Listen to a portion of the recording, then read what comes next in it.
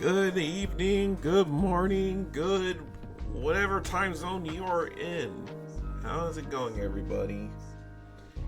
Welcome to the stream tonight, as we're gonna be doing our paint session tonight.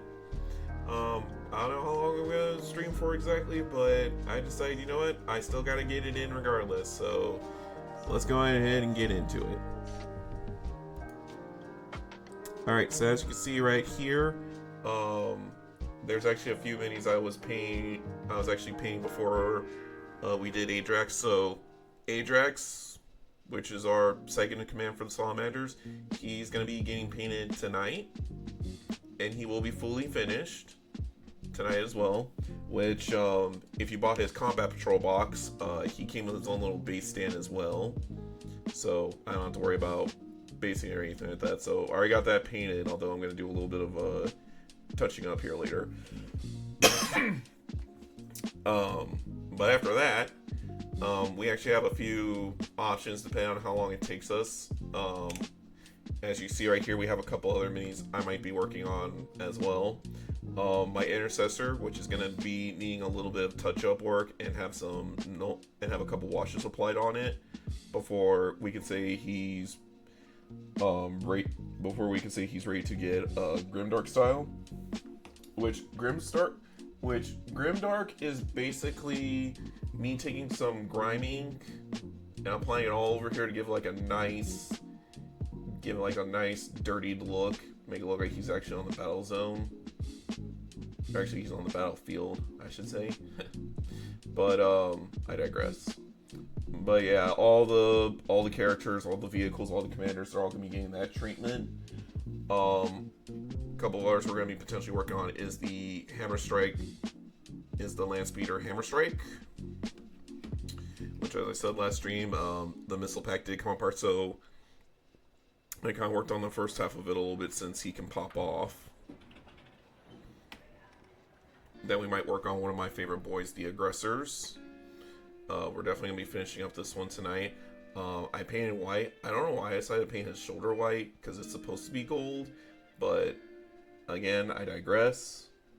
Or, I do have it coming down to a wheel spin on this one.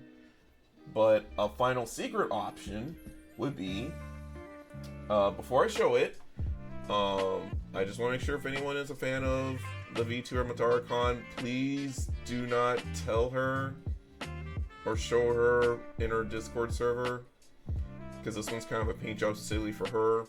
But basically we're working on our Death Leaper right here, which is going to be a mix of base and contrast paint, and we're going to try to paint it just like Evil Mata, or at least paint it in her color scheme.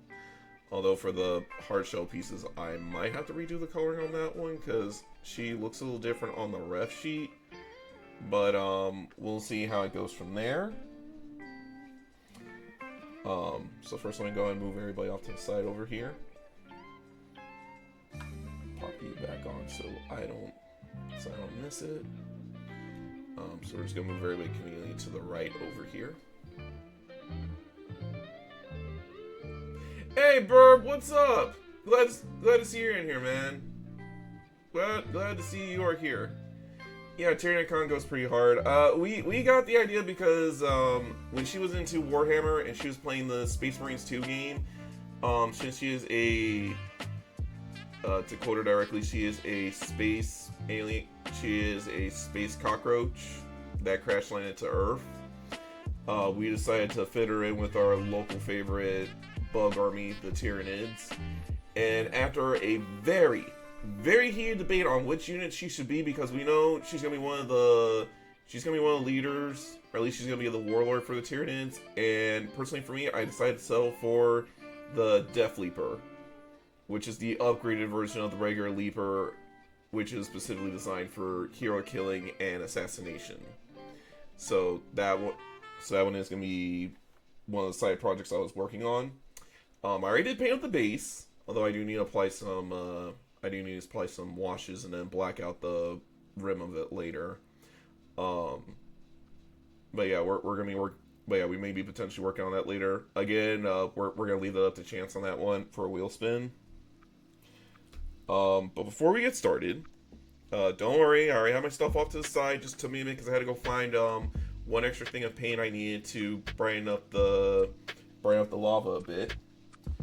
But as I was going through, I actually want to show you guys this. This was, if you want to see where I started at when I painted at first, this is the Redemptor Dreadnought done in Salamander colors. This was way back when I got into painting about a good, I want to say it was last year. It was last year or technically year before last.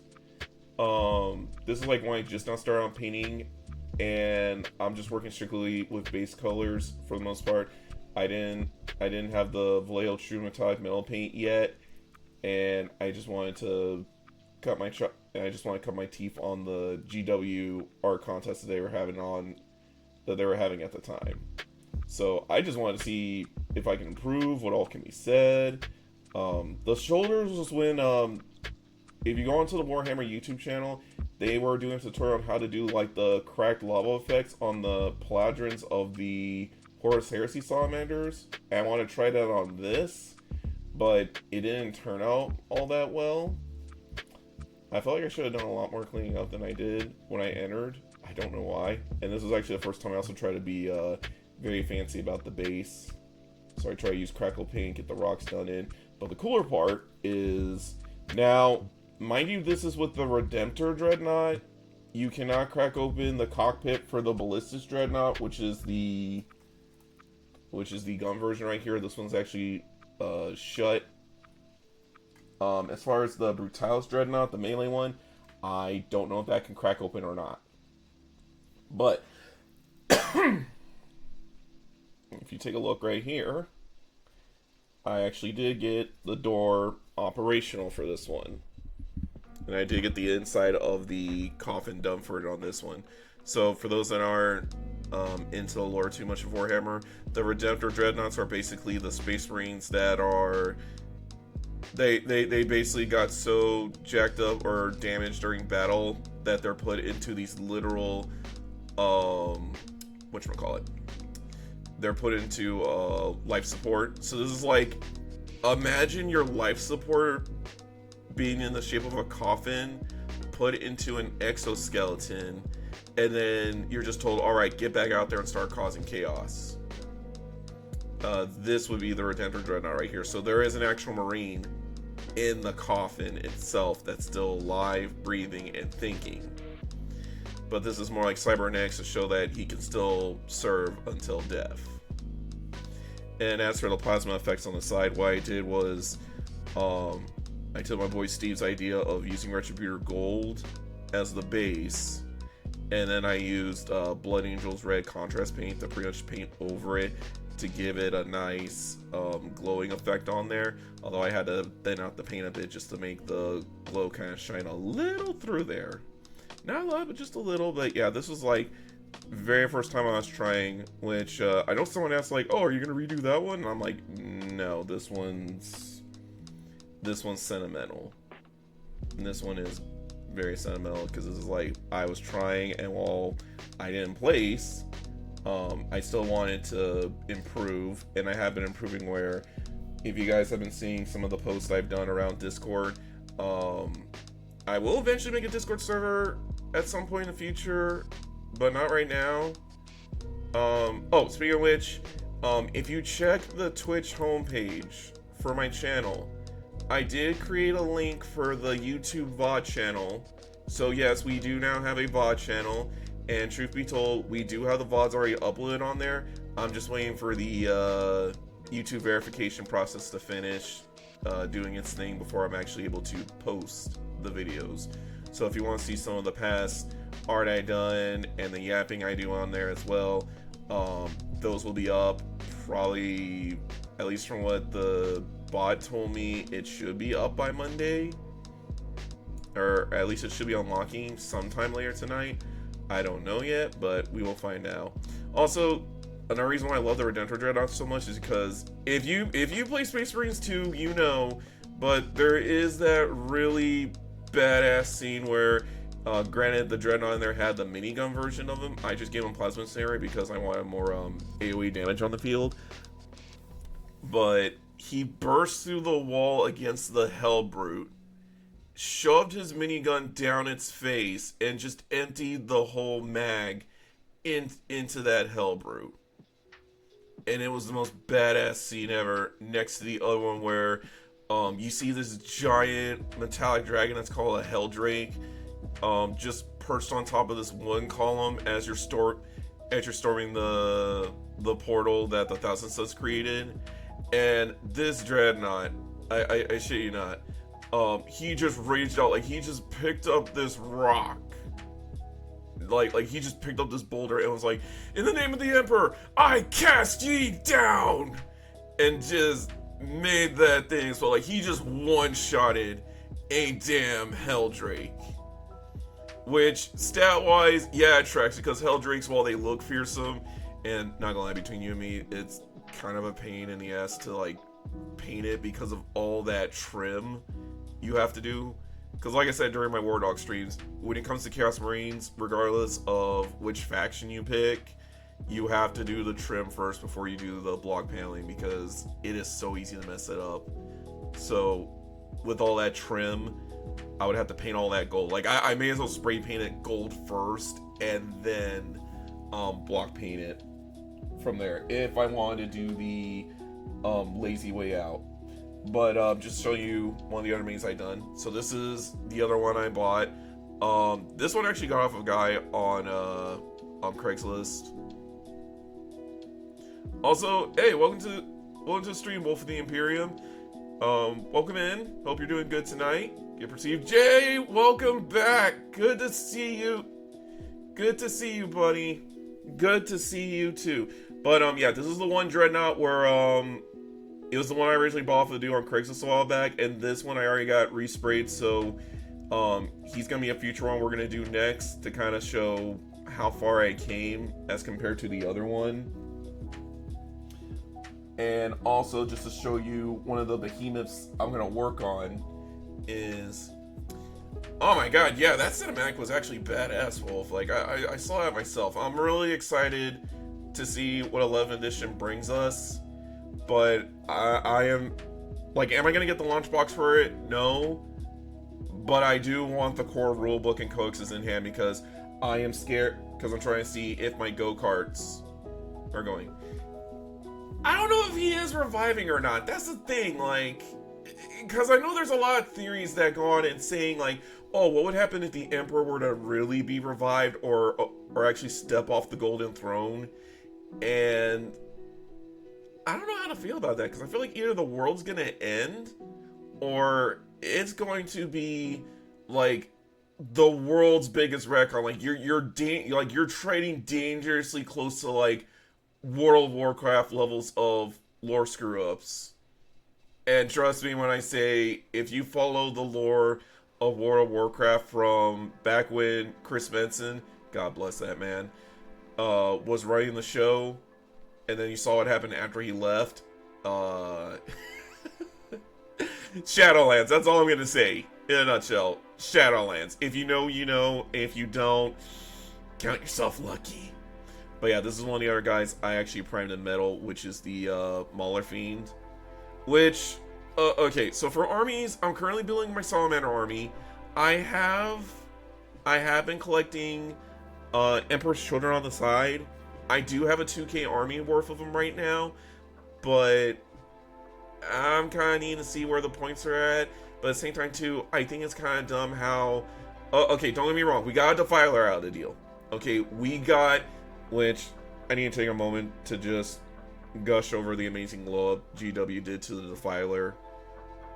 Because the Defiler robot, which is basically the Chaos version of the Ballistus Dreadnought, my god, he needed a glow-up bad, and we got that glow-up. It's amazing, and we needed that long-range firepower, but I don't know why Emperor's Children have to use the Mauler Fiend and not the Forge Fiend, because we need a bit more ranged attacks. Like we need something more for long-range combat, because, yeah, we're the fastest units in the game. We can easily close the distance if GW wants to go in the sense of, oh, just be Sonic the Hedgehog and be like, gotta go fast, but I digress.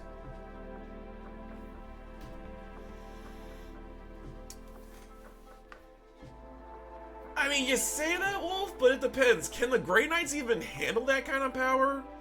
Because you gotta remember, this is the Emperor of Man we're talking about here. This ain't no like random heretic, or it's just like a rogue demon that they can just throw back into the void like it's nothing.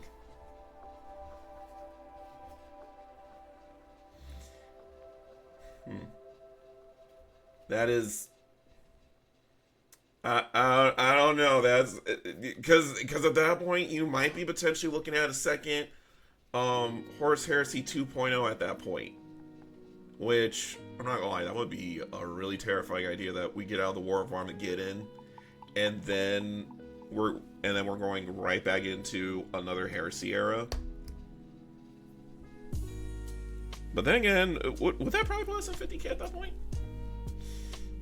Yeah, which I'm not gonna lie, the fact you got what's his name, Kelvin Klein, if I'm pronouncing that right, the actor who currently plays a Superman right now, because he means the Golden Boys, so chances are, I mean, even without star power backing them, it's like it's the Custodies. That's the Secret Service of the Emperor themselves that constantly train for war. And there was I remember reading the I forgot what his name was. It was the guy that did like all the official lore, who does like all the mini lore videos for Warhammer. But I remember he read the one short story of the Custodies that made it to where, oh, what do Custodies do on their time off? They're just constantly warring with each other. And it's not like, oh, like there's infighting. No, like they literally war against themselves constantly to keep themselves ready for an actual fight. You know, so they're constantly testing security, defenses, offensives, what works, what doesn't work. And you know, if you have a Custodies die or two in the middle of the process, then all right, so be it. You know, that just means, all right, we can improve on this. And also the fact that, yeah, Custodies get a full-on powered mechanized dreadnought, which, okay, I'm gonna say it's a stupid idea. Now, I was talking to my boy Raider last night, close friend of mine, and he suggested and I told him, I was like, oh, if I ever get the Terminator squad, like, I don't, just because I've been collecting a lot of range on the Vallejo True Metal metallic colors, I thought one day as a project I would paint each of the Terminators in their respective chapters. So it's kind of like I'm doing like Power Rangers in a weird way, because every chapter is like one different color with the exception of pink. Which for that one, I'm just gonna get like a Chaos Terminator and just paint it Emperor's Children colors just to represent Pink Ranger in a manner of speaking. But then he's like, well, can't you just make a full-on Megazord out of that thing? And the Custodies Dreadnought, if I kit bash that, excuse me, if I kit bash that on top of the Grey Knight stuff for the Dread Knight, I think that might work. That might work. Like, and I'm talking like the OG Megazord look, you know, because I mean, you can definitely use the Power Sword from the Dread, because you can definitely use the Power Sword from the Dread Knight, because if you look at the Power Sword from Power Rangers, it's just a standard sword that's kind of shaped, that has like a triangle shape on the bottom of it, but you can kind of get away with using a Force Sword on there as well. Yeah, I'm wondering if the Emperor does revive. Would he stay on the Golden Throne though? See, that's because the Emperor's technically, oh my god, it's like he's not dead, but he's not necessarily alive either. It's like it's basically like the corpse is holding the soul in there. If you destroy the corpse, you actually release his soul, you know. So can he actually walk off the Golden Throne? I don't think so. So he'll have to stay on the Golden Throne, but I don't think he'll need that the 1,000 soul sacrifice to keep the chair fueled. You know what I mean? So it's like yes, but no, but I'm not 100% sure. I mean, what if what if he's not reviving, but what if it's like some kind of like side feedback? You know, because you saw how in the trailer, the initial Armageddon trailer, how, oh yeah, they definitely showed off the weird boys coming back, and the fact that if you look at some of the teasers for it, we do have some of the Psyker units coming back as well.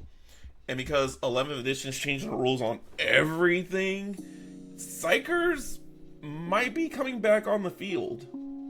Granted, I have yet to see, unless you count the Thousand Sons, I don't really see an army that uses like 100% pure psi power, except maybe Tyranids technically, just because of the way they work in gameplay, where technically it's all psi power, since they work off of a sentient hive mind kind of deal. Oh yeah, speaking of which, I love the new 11th edition models that are coming for the Orc Boys, but also the way they did all the vehicles. I mean, it definitely makes me want to run a Speed Occult army. Definitely makes me want to run a Speed Freak army. Which, I think that would be... Actually, I just might do that. Just run a full vehicle detachment army of... Oh, you know what, that reminds me. I need to write that down later. Because I have this idea for like a Christmas-themed... for a Christmas-themed kit bash, where you take one of the kill rigs. You take the giant kill rig that's being pulled by all the squigs, right? But you take out the giant tower and back, and you put like a huge sack in the back of it, and you somehow manage to kit bash the red gobble on there next to another orc, and then somehow get it wrapped up, and somehow get him to wear the traditional Santa Claus clothes. I mean, that seems like a job for a 3D printer right there, but honestly, I want to make that happen. I know some guys with 3D printers. So, I think that might be one for the future. But yeah, they're definitely redoing the rules where I think all the other previous plays, so it's like, oh, like Thousand Sons are supposed to be able to use magic, right? Well, guess what? Now we read the rules of magic. Now you can start using magic now. Alright, so we're gonna start by doing the brass connectors for Adrax. Okay. You know, I've been hearing amazing things about that book. Actually, when I get paid next week, I need to remember to reactivate my Audible account, and I need to see about that, because if I remember correctly, I think that's an audiobook form. Because I need to listen to that, and I need to listen to Drop Site Massacre. Which is funny, because I have the physical copy of Drop Site Massacre.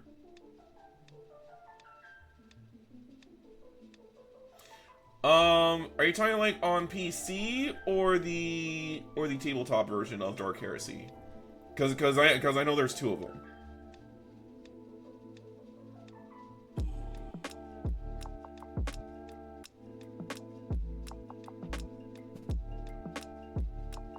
The PC.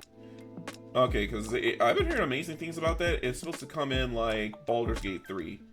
And oh man, okay, if that's a biography of him, yeah, I'm gonna get that as well then. I need to get him as well. So a lot of reading, a lot to do. Speaking of PC, what was it? What was I gonna say? I'm trying to remember. There was something coming to PC recently that got me hyped. I'm trying to remember what. Oh no, it wasn't that. It was the fact that Alpha Protocol is now back on Steam. They originally removed it from Steam because of the rights, and then GOG managed to save it. Because if you go on like my main YouTube channel, I did was a non-commentary playthrough of Alpha Protocol, and it's basically because it's made by Obsidian Entertainment, the guys that did Fallout New Vegas. It's pretty much Mass Effect, but as a secret spy. So it's like, what if Commander Shepard was a secret spy agent? And I do say Commander Shepard because the voice actor for Shepard does the voice of Michael Thornton, your main MC for the main player character you control for Alpha Protocol. Because after that, after a new 007 First Light game, which looks amazing, and from what a lot of people, and from what I've seen, from what I've been reading on the reviews of it, It's definitely one for the Bond fans. It's definitely one for the James Bond fans. Which, tell me something, Wolf. Don't. Oh, okay, because I know the Militarum have like a literal squad of Rambos. Like they have their own personal squad of John Rambos. But do we have anything for I think they would qualify under Imperial agents that would count as James Bond or someone as James Bond-esque in the Warhammer setting? Or wait, no, I'm not gonna touch the stomach because I need to black it first, and then I'm gonna cover it over with they actually do. Which units? Because I know you have the 3 assassins that I don't know why, but it's like every store I don't know. I feel like any store that sells they're retired custodies. But so they don't train any of the Imperial assassins. Because there's gotta be a couple that train them up.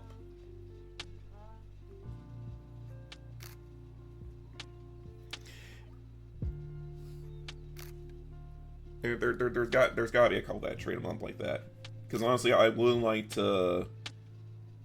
Because I remember for like my dad, every Christmas I would always buy him a box set of the James Bond movies from different eras. I think the only one he's missing right now is the Daniel Craig one. Which, I'm sad to see that man go, but, it was Bond's time. And at least they let him go out on a good note, without having the message put in there.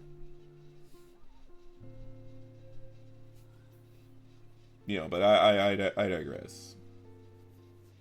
I digress on that one.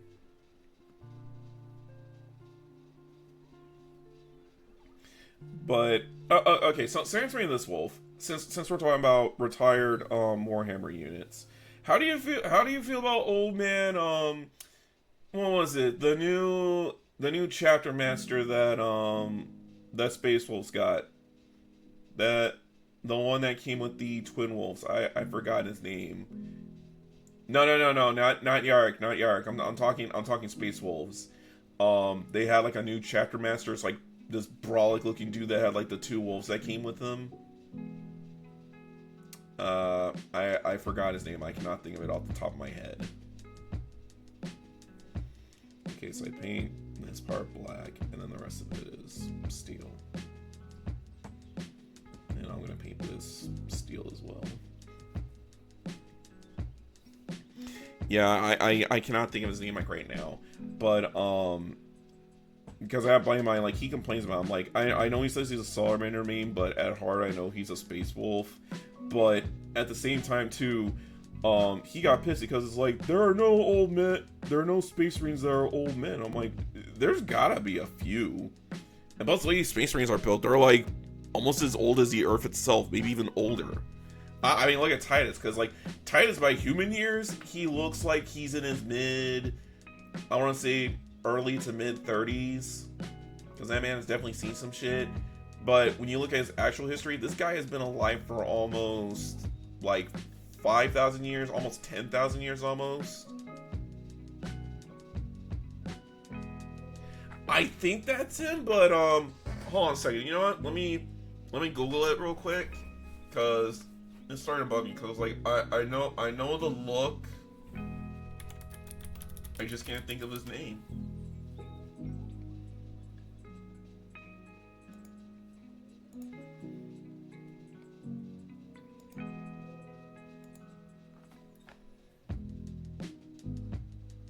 Yeah, Logan Grimnar. Yeah, that's it, Logan Grimnar.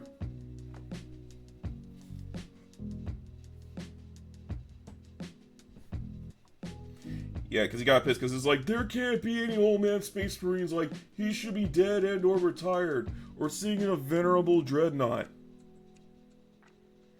Which, I hope for Space Wolves, I hope for the Space Wolves fan base, Bjorn doesn't get thrown in the legacy status. I know they're talking about it right now. He might go legacy.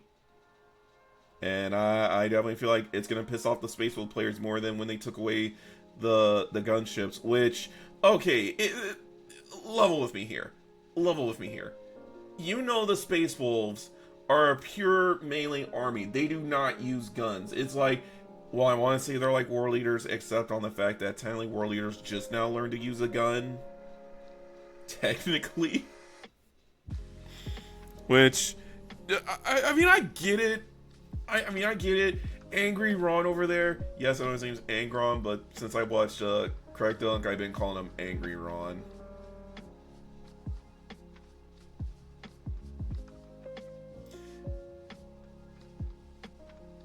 No, he's just pissed, like, because he's like, oh, like, these Space Marines should not be alive. There should be no old men Space Marine because of the nature of Warhammer. You know, despite the fact that, you know, they're the Space Vikings. So, you know, you're gonna have a couple that are gonna mimic Norse mythology, including Old Man Odin, that's supposed to be like the strongest of the lot. And that too. Although the fact, man, because I remember I was reading, I read the section of Dropsite Massacre where they talked about, in a brief blink and you'll miss it moment, it was the fact that, our Lord and Savior Vulcan was fighting against Mortarion. And mind you, this was, I believe this was pre-Demon Transformation Mortarion. And they just kind of disappeared right back into the fog, but it looked like Vulcan was kicking his ass. Which I say, score 1 for the Salamanders. Although I will say this, if Vulcan does live, if we somehow bring him into the game, I feel like we're gonna get access to all this, like all the Saturnine stuff that Horus Heresy came out with. We're gonna get access to that in 40K. I'm betting on that. And that's going to be a lot of destructive power right there.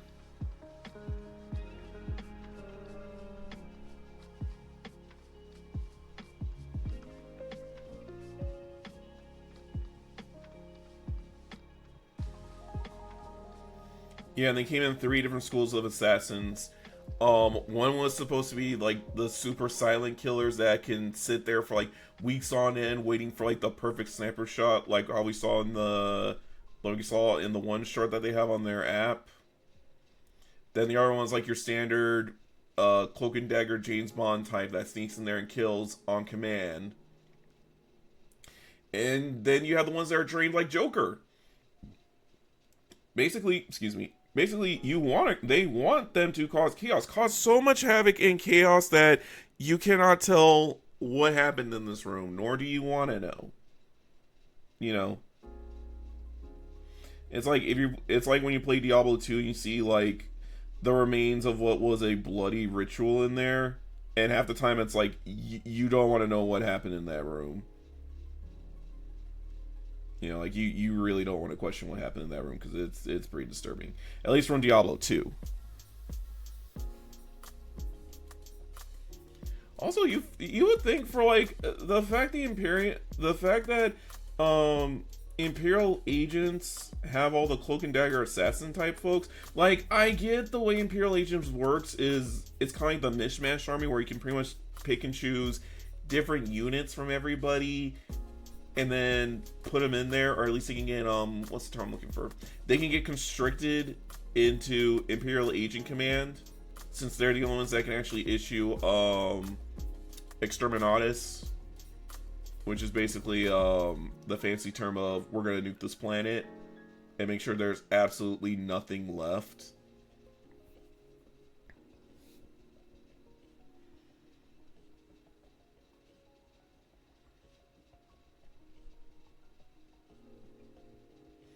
Okay, honestly, that last quote that you said, that definitely sounds something straight out of the Chaplain books. That's definitely Chaplain speak. But no, because originally I was gonna pick Imperial agents because I wanted to go like some of the, because I don't know, I'm just glad I read the Codex first before I actually invest in the army, because It sounds good on paper, but in actual execution, it's not all that great.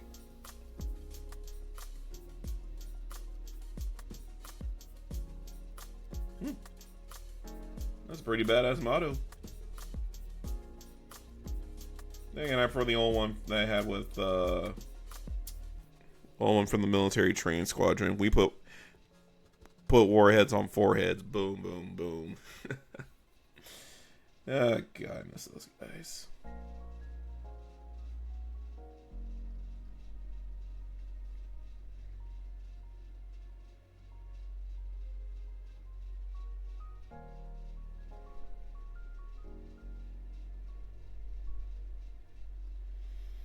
Okay, because I'm going to do the trim, bronze, and the eagle is going to get Retributor Gold later.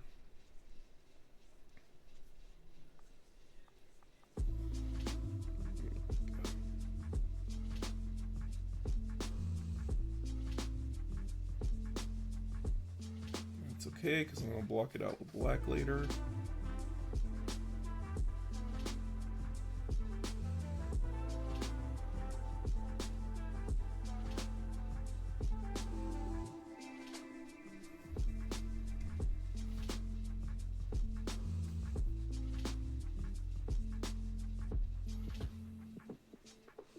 Yeah, but I mean, how bad was the loss exactly?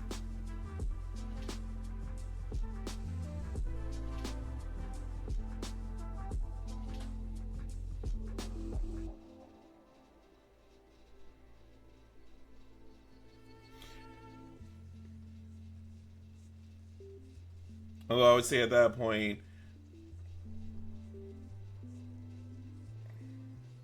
so strategic value was not absolute. Yeah, that was the opening from Space Marine, because like extort artist, strategic value absolute. All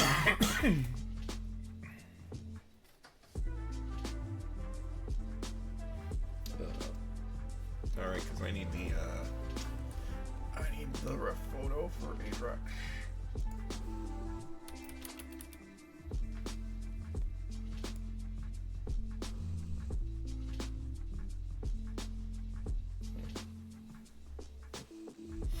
Oh, he's... Oh, wait, his stomach's actually green? Oh, go figure.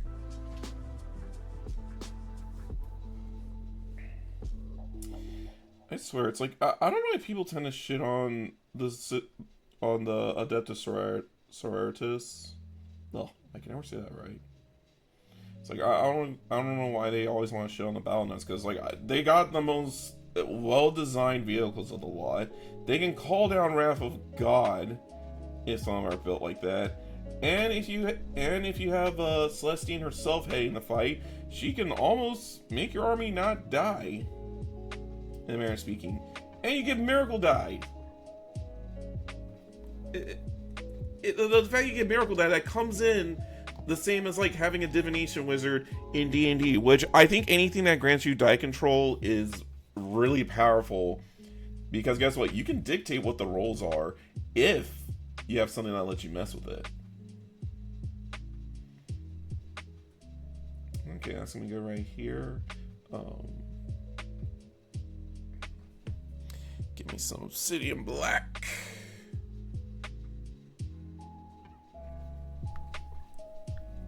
I don't know why, but I really love this color in particular.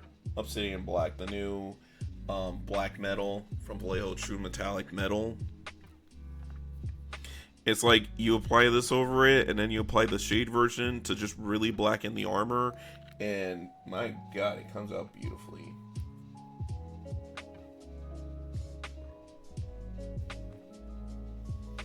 Alright, take care of yourself, Wolf. And in case you don't make it back, thanks for stopping by. Appreciate you.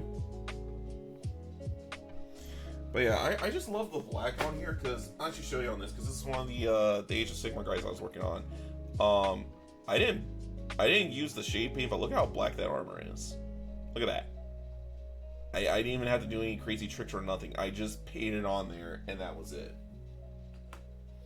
Beautiful.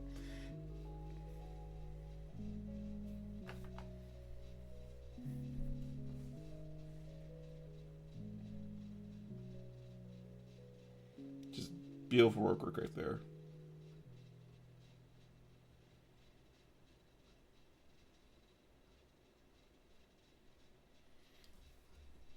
But yeah, it's like the thing.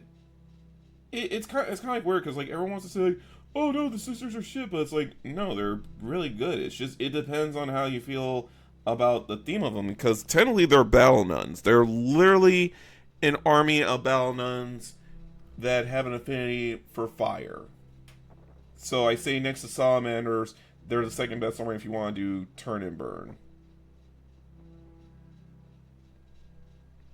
And also and also like I said before, they have so much zeal and they're so zealous in their crusades or in their combat that they put even the most zealous Black Templars to shame.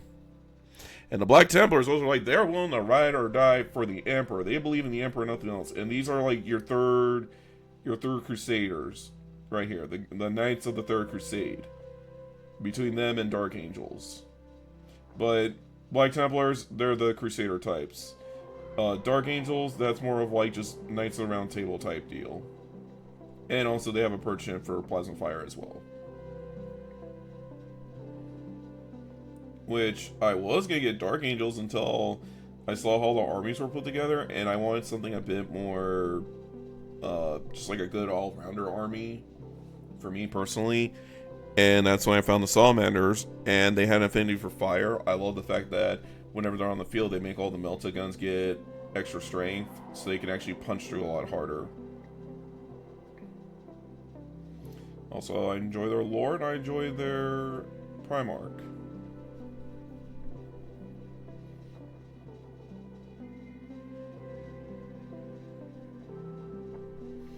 They really are good folks.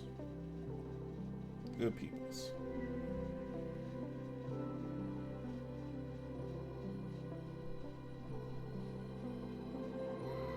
Okay, so I gotta paint silver.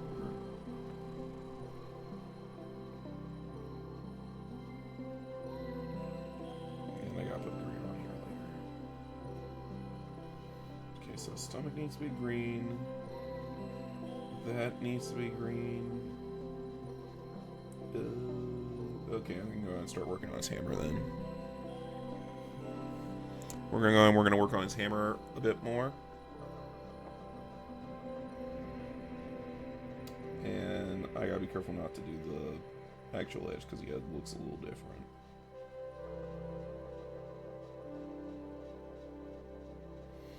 But yeah, I'm liking the orcs, and if I was to assemble a third army, I would probably make vehicle attachment orcs. So I either go Cult of Speed or I go with the Big Nexus. I don't know why, but I just love the mech version of the orcs. I do love their walkers. I love the Stompas, and they definitely have a lot more mechanized. I feel like a cybernetic orc is the most terrifying thing possible.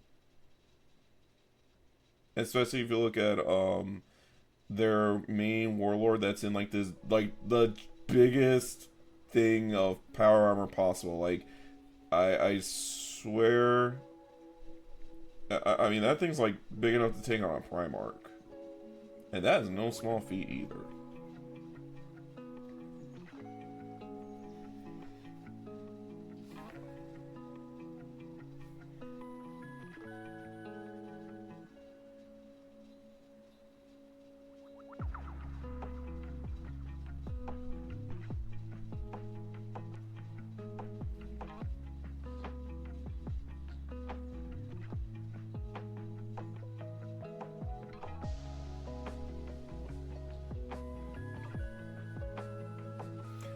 Just FYI, I'm gonna do his backpack in black metal as well, but I'm gonna hold off on that just a bit because I want to try doing his cape first, and then I'm only gonna do the metallic for the flame piece up here after I get done painting the flame details, because again, it's metal paint, so I can easily cover over any mess ups I have. All right, have a good night, Burb. Thanks for stopping by.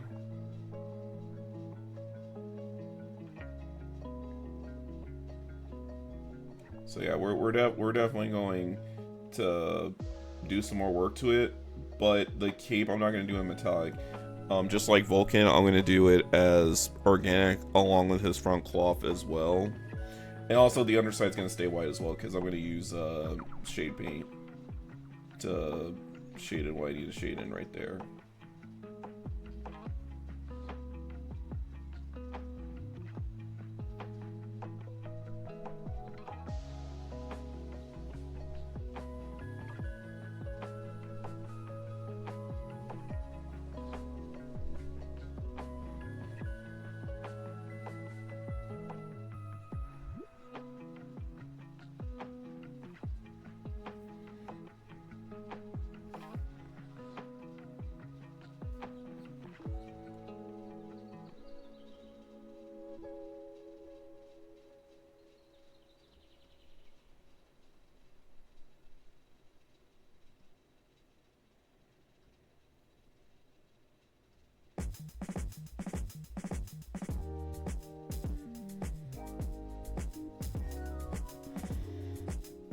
Also, lately, we've been having a lot of Warhammer parents come out of the woodworks recently and giving free classes to teach people how to do the actual minis, how to paint them in their own way, including doing some really cool effects. There's this one that actually happened at my locals tonight, where they actually teach people how to paint ghoulish flesh. So, like, if you're painting like ghouls or zombies or something along that line, they'll teach you how to paint it very effectively. It's just for any meaning in particular, so you can use it for Warhammer or D&D. You can use the techniques that apply not only just in Warhammer but in D&D, or if you're doing like a cosplay deal, you can apply that on there as well. Okay, hammer center is going to be black, and I can overlay that with gold. So that's where I'm going to hit.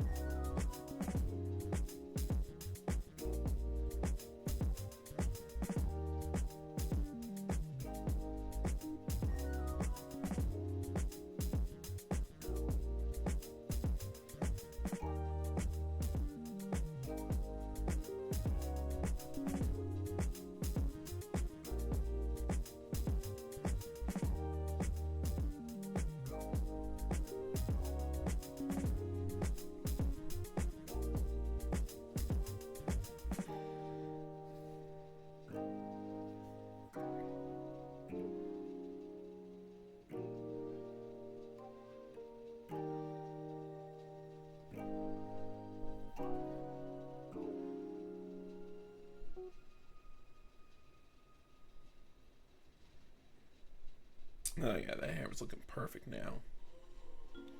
Okay, so I'm going to clean this up. I'm going to switch to a smaller brush because this next part is going to require a little bit of work. Some tiny work. Gina, is that you? My God, girl, I have not seen you forever. How have you been? How's the job been treating you?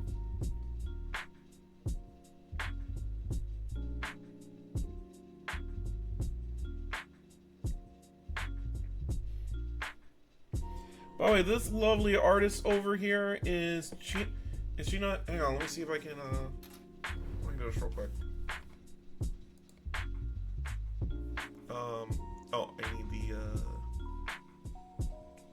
where's the going? Ah, here we go.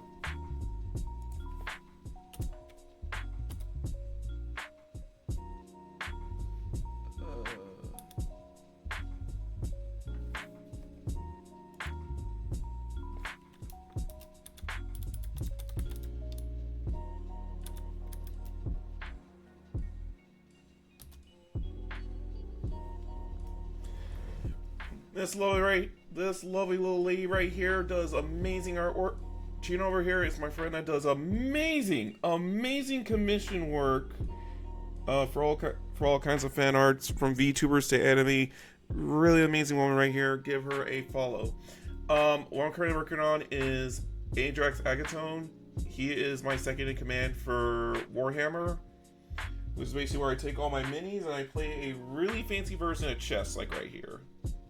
See, I have to lead a whole army of these guys here later. I got done doing Vulcan Heastan, the main warlord. This is my second in command, who when Adrax is on the field, he lets all my melee characters hit a whole lot harder than they could before. Especially my intercessors, who can definitely, especially my assault intercessors, who one of them has a power fist, which power fists, in case you didn't know, do hurt like hell. But yeah, I'm working on him tonight, and depending on how much time I got left and how I'm feeling, I might actually do a touch up on the intercessor as well, which is my standard Space Marine unit. Because he doesn't need a lot of work, he just needs some touching up.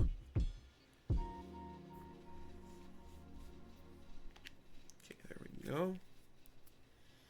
Got my paint right here on the side in the middle. Okay, so let me stir it up a bit. Thin it out. You think my voice is oh no, stop. You're gonna make me turn red. My voice ain't that cool. My God. Okay, so what we're gonna do is, like I said before, the beautiful part about metal paint is we can get messy and we can clean it up later. So what I'm gonna do right here is, because I'm looking at the ref photo right now, and his insides are green. Well, his stomach background color is green. I know it's a little weird to kind of see it at this angle. But what I'm going to do is I'm basically going to just do the inside of it green, and I'm going to paint over the whole thing in bronze so that it actually covers up any mistakes. So any mistakes I make, I can actually paint over it. I just got to do it with a very tiny brush. You know, and contrary to popular belief, a lot of folks are going to say, like, oh my gosh, like, how tiny of a brush do you have to do to paint all that in? It's like, it's not like you're using, like, this tiny brush to do, like, the whole thing. I mean, you can, but, you know, that's not viable. And, you know, you've seen the brushes I've used. I use all different sizes. I even use a couple of dry brushes right over here. I use either standard flat brush, or I use some of the round brushes when I want to do more rounder finishes. So that would actually work out a lot better. Let me see here. Is it good? Okay, I think he needs a little more green. Because apparently I'm green with envy. Okay, that was a terrible dad joke, and I'll take my ban. If anyone walks away because I made a terrible dad joke, I forgive you. I do not blame anyone for that. Which, man, it makes me feel bad for Crony. It's like you fire someone from a voice acting gig because you made a terrible dad pun. I mean that was it. It was just a terrible dad pun. You know, but they don't want to admit that, oh yeah, we actually liked the dad pun. But then again, I mean, you put a boar on the screen. How do you expect her to not make the boar joke? You know, it's like look, it's a boar.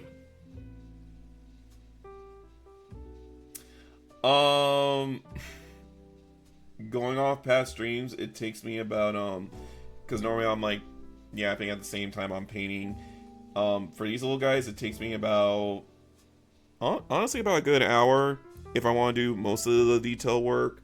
But for something like this, where it's like one of my foot soldiers, depending on how much tech is on them, I say about 20, maybe 30 minutes. Like this would take me an hour because this is going to be like one of my character units that are going to stand out a bit more. And then for something like, say, like my hammer strike vehicle, if I like sit there locked in, or I have like a muted stream like what Quingenator does, I could probably finish this in like 30 minutes. Like as far as like I just paint the whole thing and it's just tabletop ready before I have to throw decals on there. This is my Landspeeder Hammer Strike version. So what he does for his abilities, not only does he allow me to have extra air power, but I can basically designate one target on the field, and have them remove cover. So it allows me to kind of soften the target up a bit before I send the rest of my guys in there to try to kill it, which is gonna be good when I have to deal with some monsterized units, or I have to deal with something like my Land Raider. Which give me one moment. I'll actually show you my Land Raider real quick. Because this is gonna be like one of my big projects is when I do my Land Raider, because I need to where's it gonna here we go. Because my Land Raider tank, I need to remagnetize him real quick before I actually start painting. But this is him right here. This big old behemoth is my Land Raider with functional door too. And for anyone wondering, like, what's this for? This is his main gun. I just have it here. It can actually be pressure sealed in good. Because I'm eventually gonna glue it down when I get done. Well, yeah, it took up the whole screen because I have the camera like. Excuse me. Oh yeah, it's a big unit. This is like the biggest unit of all the Space Marine army so far. Which is saying something, because at least when I'm doing a Demon Prince, that's where it's going to be a little bit bigger than that.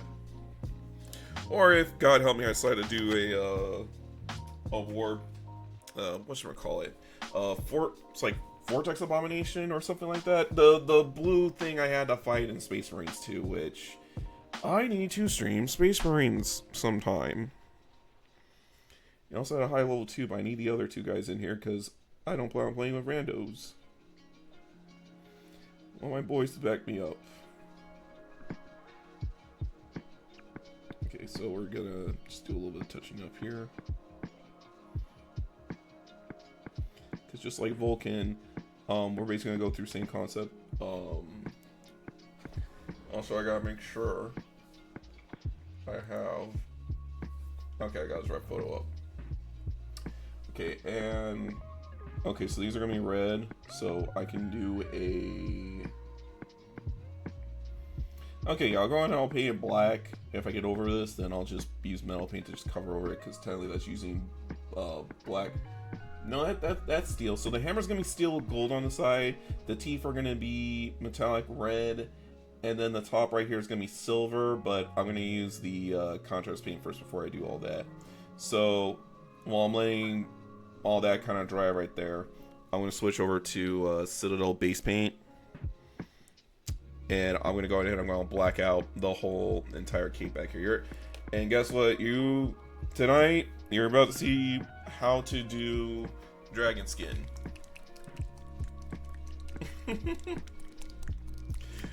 Well, I mean, I do single player. It's like there's some randos that are good, but then there are others that are just like, I don't know, they just rage quit the second someone dies. You're trying to do like the hard missions. Like if you're doing normal, you should be fine for the most part, but if you're doing hard mode, then things might get a little brutal. Okay, I'm gonna use my 2-inch brush because, I mean, I could use my flat one, but because of the rigidness of the cape, I need more precision. It's gonna take me a couple coats to do.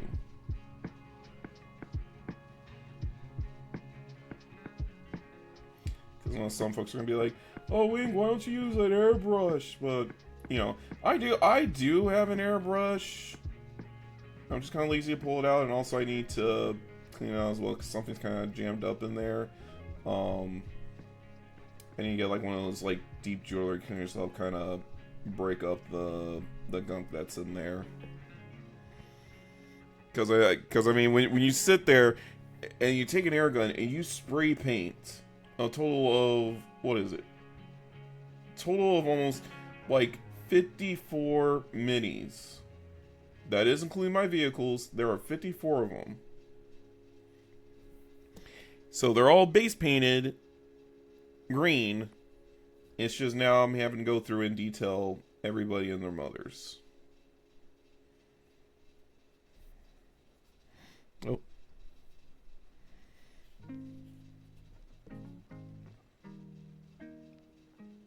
I was going to throw metal paint by mistake.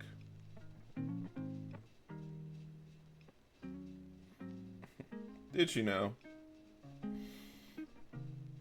Surprised you didn't be... Well, technically, no, you did become Picasso in your own way, because technically when you're doing digital art, it's kind of like... The way you do it, China, is... At least with your art, it looks like you're actually painting it on there, especially when you're doing your coloring.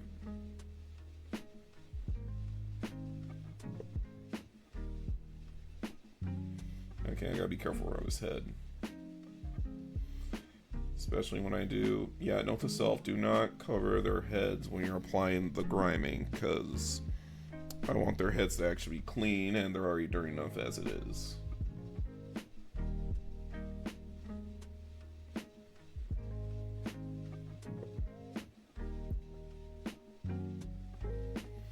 Like I said, I can cover the backpack no problem, because guess what? We're going to use metal paint over there. And metal paint covers everything real easily without me having to do too much to it. So yeah, we're going to... It's okay if you get it on the backpack.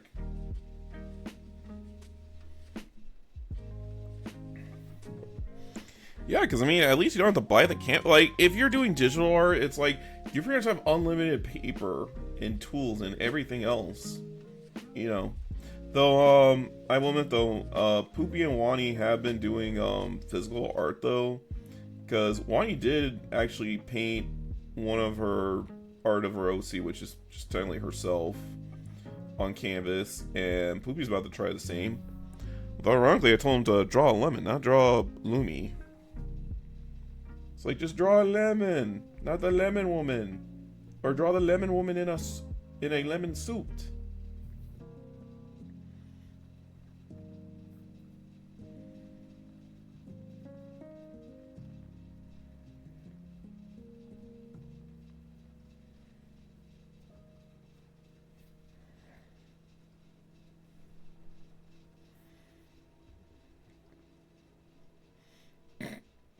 Oh my god. Actually, Doki Bird did that. She drew herself as a tomato in a bikini. That was the funniest shit ever. That's why I love Doki Bird. She always does the most randomest shit possible. And it just... I don't know what goes through her head, but it always just makes me laugh.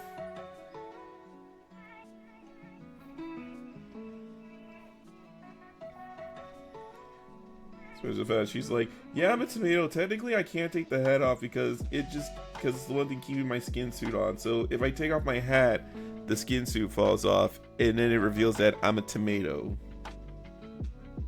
It's like, that was the greatest lore thing ever. It's like, yeah, there's a reason the hat does not come off. It's the safety pin holding the whole suit together. Alright, so we're gonna, once I finish covering the back of the cape, now, like I said, for a friendly reminder, we're gonna leave the underside of the cape white as it stands, but the top side of it, we're gonna make it black, and after I get done doing one half of it, I'm gonna go back and I'm gonna retouch it again to give it another coat of black, just to make sure we really get up in there.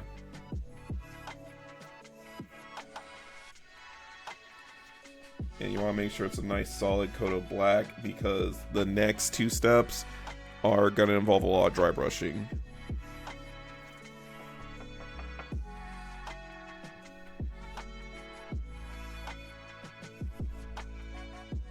I'm using Citadel, which mostly for Citadel stuff, and you're using the base paint for it. It usually takes a good 2 to 3 coats of any color to get it on there, but for black in particular, it takes me, I want to say 3 or 4 coats to get it like perfect.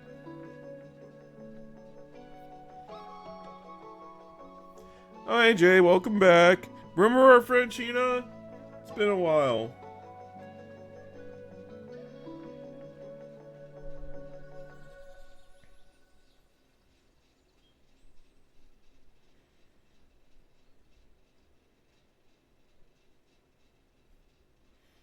Alright, so we're gonna go and we're gonna black out the cape a lot more. Speaking of which, AJ, did you see the trailer for the new live action He-Man that's coming out? I think it was pretty badass. I'm gonna give it a watch. You in?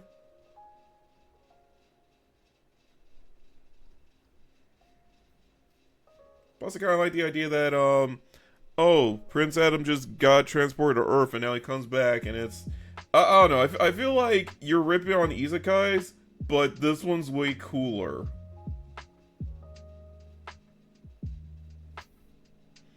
Yeah, because I'm down for that. I'm down for Supergirl, and that's the only thing that's been bugging me all day. Because I know when I went to the movies, there was like this third movie I wanted to see, and it's like I can't remember it for the life of me. I cannot remember for the life of me. There was a third movie I wanted to see. It wasn't a horror film, because they show all kinds of horror films, which I will watch. Evil Dead Burn, because I actually do have investment in that. Resident Evil, I don't know. I need to hear the main plot first, because I need to see, like, okay, are you going to touch on Resident Evil Outbreak, where you just focus on the citizens trying to get out of Raccoon City? Or are you doing your own thing again? Except you're not going to have Alice and them involved in it this time.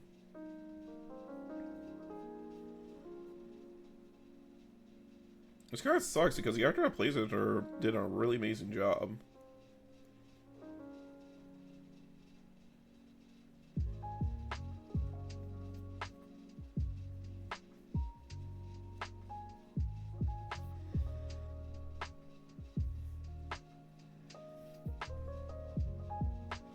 So yeah, the reason why I'm doing it like this is because traditionally the capes that are worn by the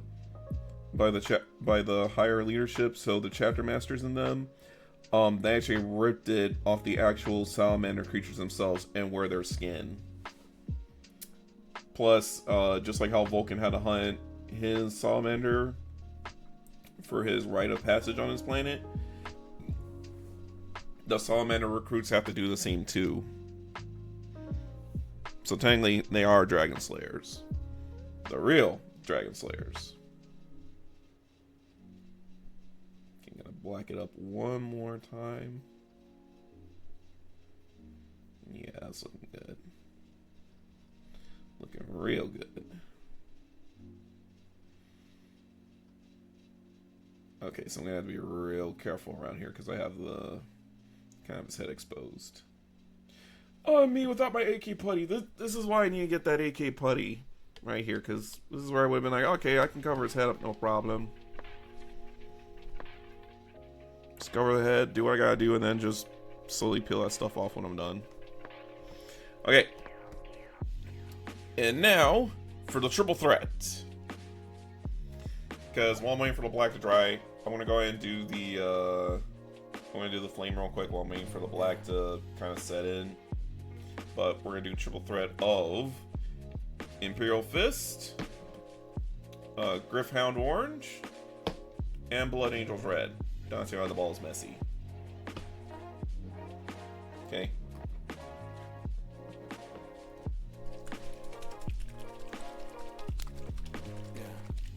Always get your paints good shake before use. Make sure I got a clean strip on the side when I'm doing this next part.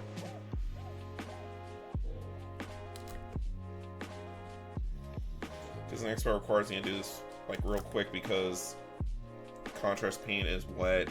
Well, no, contrast paint is very thin, so it kind of causes it to dry like way quicker than your usual base paint.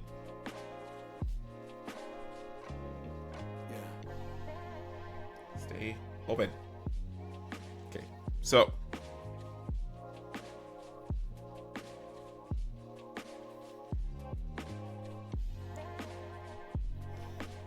blow up on the yellow.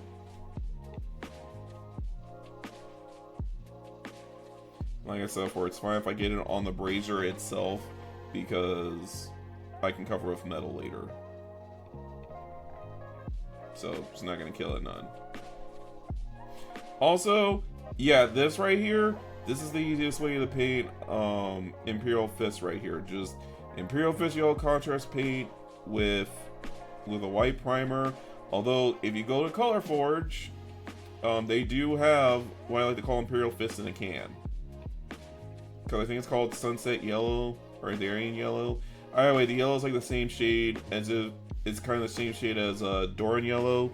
If you were to use the base paint version of yellow to paint the Imperial Fist, but yellow is a bitch to paint. Let me tell you, it is a pain to paint on anything whatsoever. And also, just like in the Vulcan stream, we primed him yellow because we used a lot of contrast paint. But we made sure, because we're using contrast paint on the flames.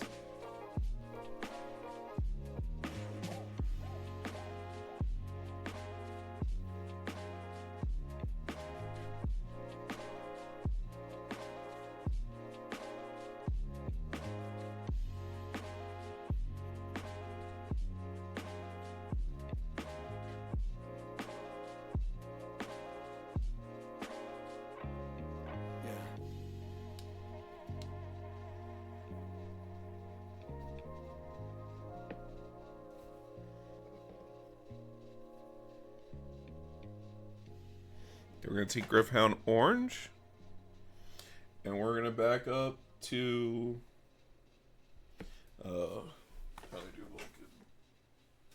Actually, I need Vulcan up here on the side, because I need to. Ooh. Okay. Okay, so we're going to go off, so we're going to go away from the base, and we're going to go right about here. And just work, and just slightly work it in.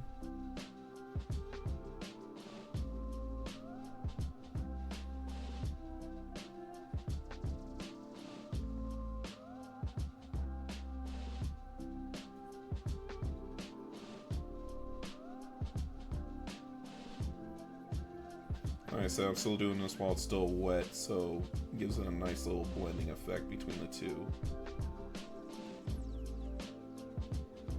Okay.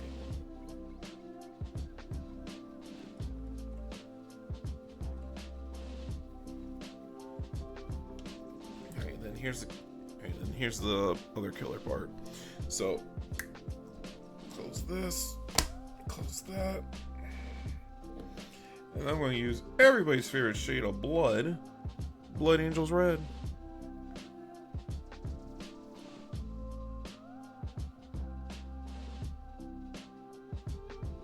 I'm just going to hit up all the edges a bit.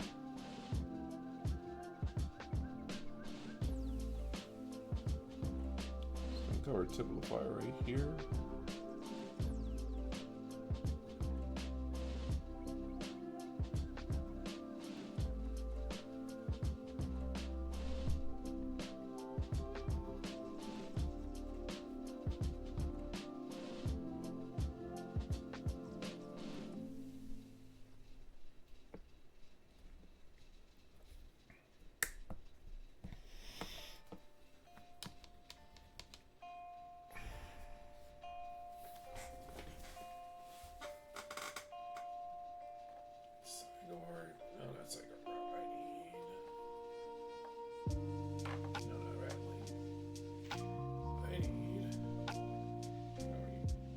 Black Legion.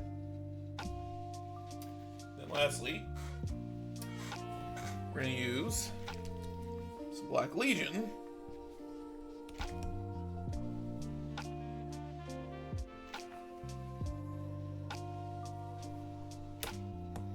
And we're going to try to do the tips and the edge.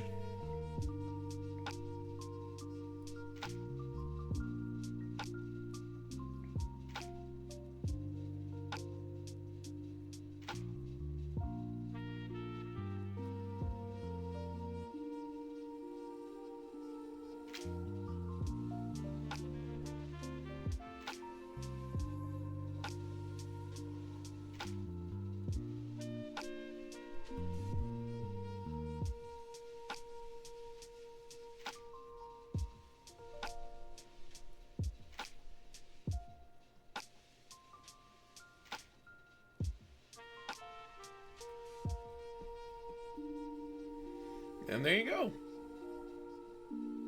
Well, kind of screwed up my effect on mine, but yeah, that's how you do a fire effect.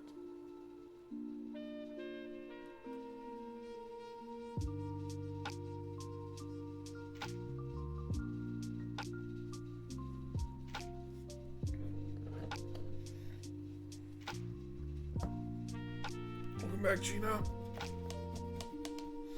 All right.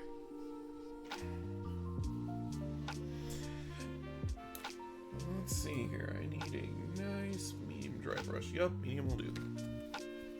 Alright.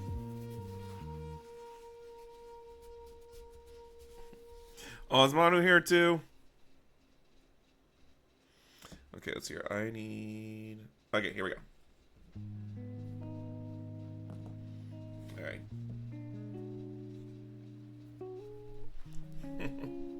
So thank you, Chena. Appreciate that. Alright. Okay, capes look good enough. It's dried out enough. And now I'm going to do this cape. And we're going to use 3 colors right here. So what we're going to use is... We're going to dry brush on World Bearer's Red first. Then we're going to get... Then after that dries up... Well, technically we can do this after... Because we're dry brushing on there. So we can use it straight up as is. So we're going to dry brush on Earth Bearer's Red first. To give it some texture. Then we're going to use... Then we're going to use Targor Rageshade to help darken in the flesh a bit to make it look like... To give it a little bit of age. And then we're going to do dry brush highlighting with Pink Horror.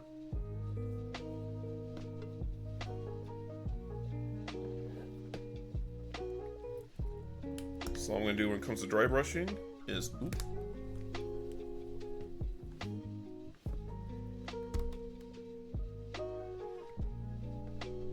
Just going to just dab my brush just a bit. Boop. Right there. Work it into the paper towel till there's just barely any on there. Wipe off that excess. And then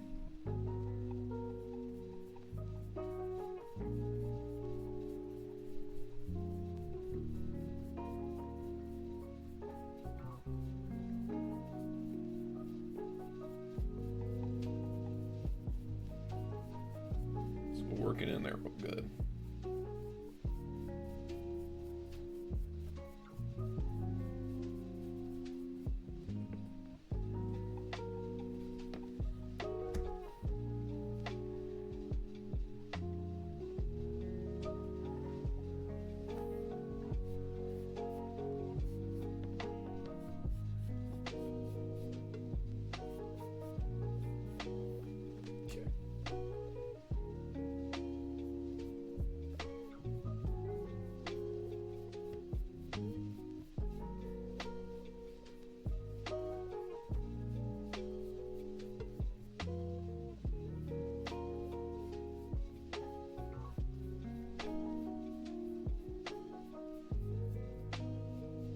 As you can see right here, takes me a minute. See, with dry brushing, it adds on this much detail here, so it gives the actual texture to the cape. So this way it looks a little more natural.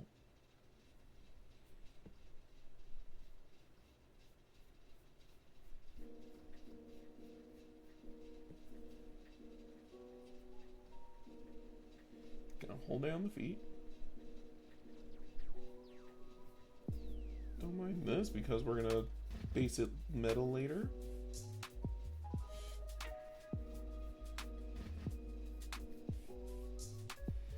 You know, I would love it if oh man, if I actually invest in Necrons, my god, I think that would probably be the fastest speed paint ever.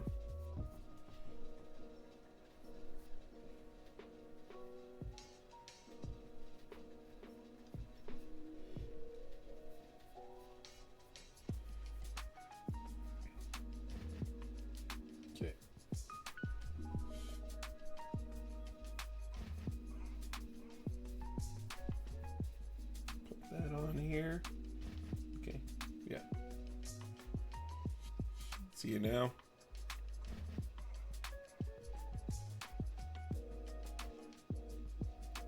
Alright. Now, next part.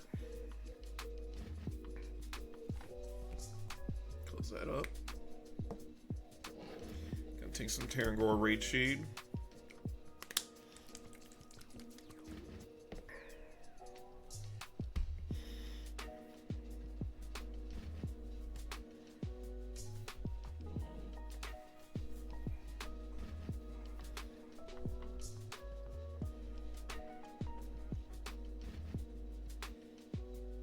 Apply a good thick coat all over it.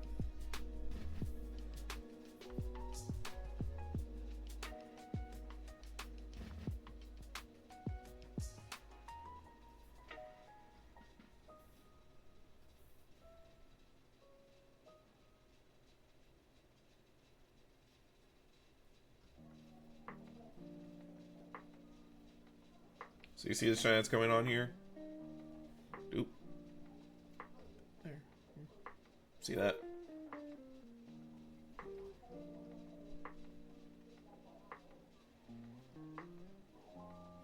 Like I said, if you get any of it on the backpack, it's okay. Don't panic, because it's going to get covered in metal later.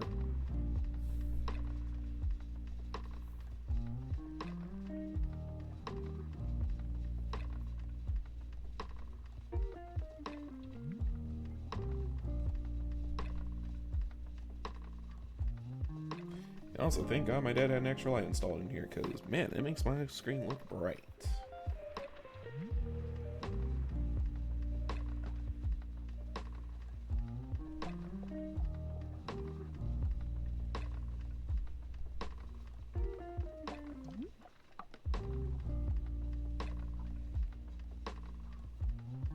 Okay, so you see right here? Shade's looking good. Helps darken a bit, helps it enhance. So we're gonna wait a minute. And while we're waiting on that to dry real quick, because we're gonna wait for the shade to dry first before we dry brush on the pink horror.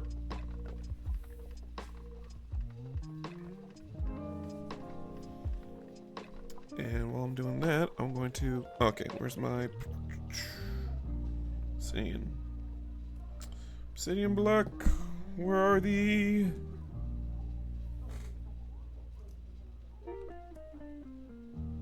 Ah, here we go.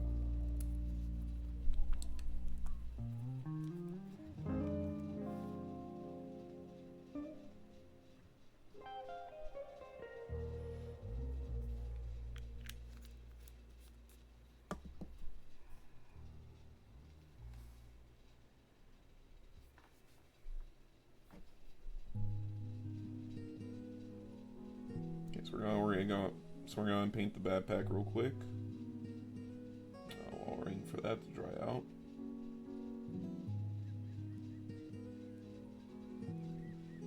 And I need to remember his brazier is silver for later.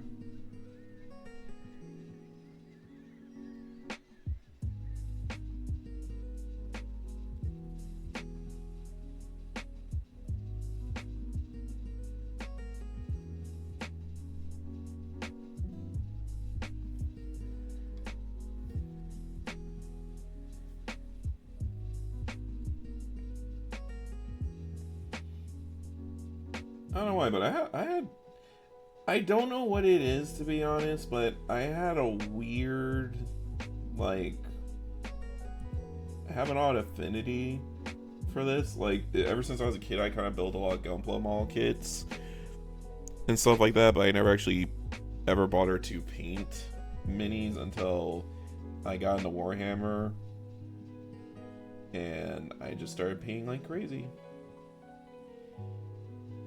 And I actually have a lot of fun, and painting just helps me relax.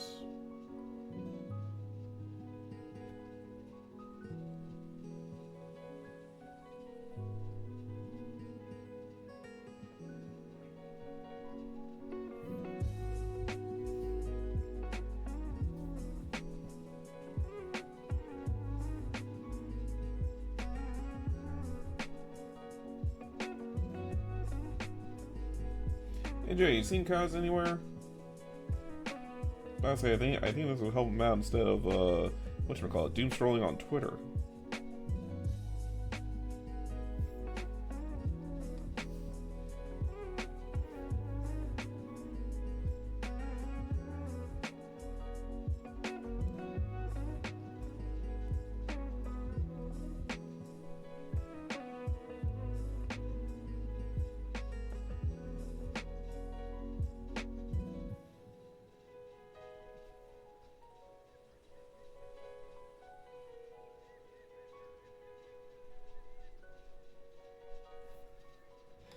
Okay, we're gonna go one more.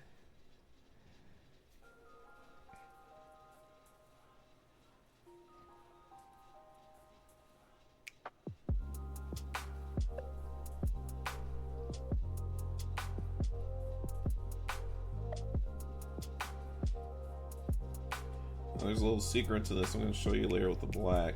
That's going to really make it pop.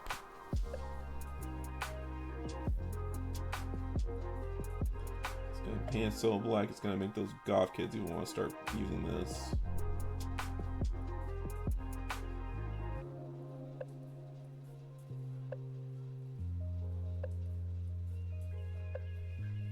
Okay, so let's go on here.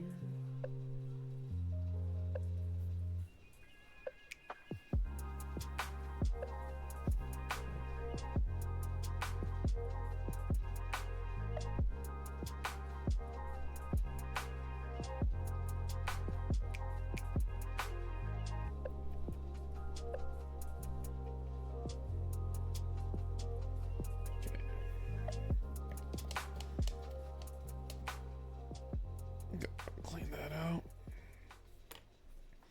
Switch to small brush because I totally forgot to paint in his shoulder.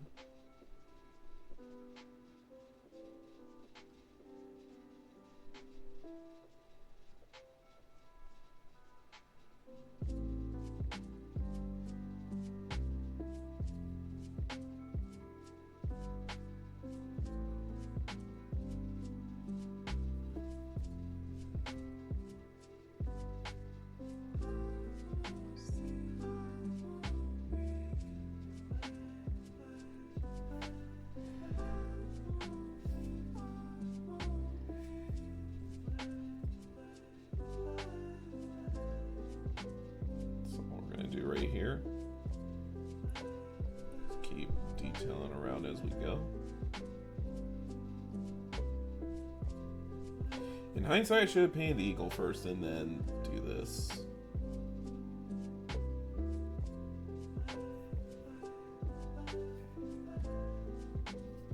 But that's okay because I like the extra challenge apparently.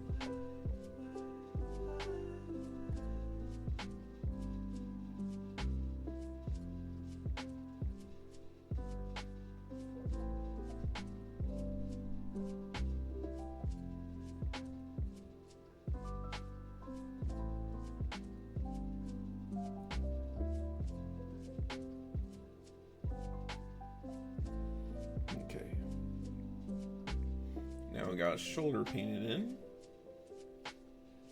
Well, before I forget.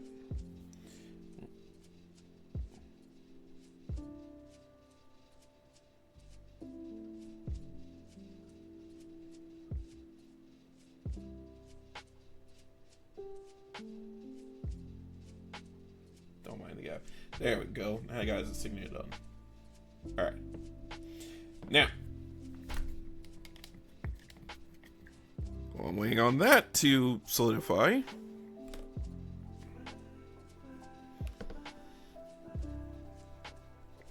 Let's go and make this cape look horrifyingly amazing.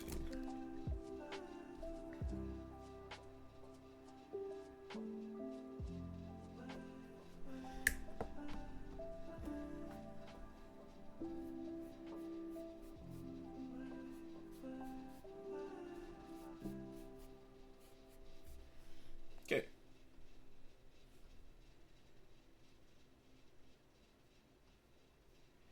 And what we're gonna do this time is unlike when we did World Bearers Red, where you kind of want to work it in real well, you want to just kind of gently brush over the cape, just like catch all up in those scales, but just do it lightly.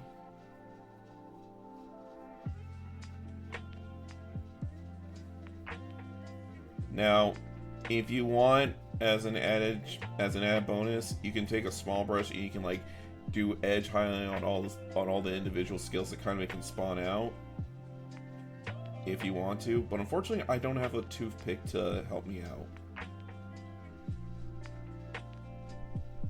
because I keep forgetting to buy toothpicks every time I go out to Wally World. I keep telling myself, all right, I'm gonna go out to Wally World, I'm gonna buy me some toothpicks because I need them to help me out with this thing. And then I come home and I'm like, damn, I forgot to get the toothpicks every time.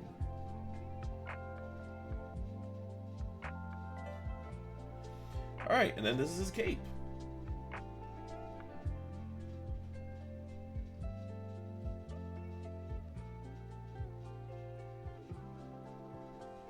got some nice red, black, and pink mixed in there. And look at how clean that is so far. My God. Chef's kiss right there.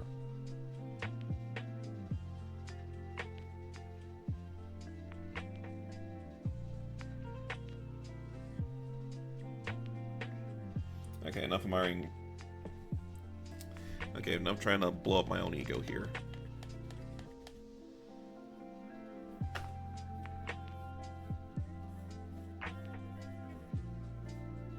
Actually, what I do need is, because I need to do his underside of the cape.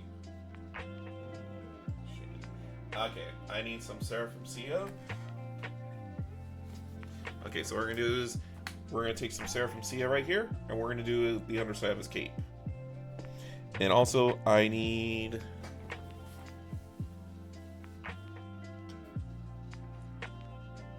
No, not Flaming Flesh.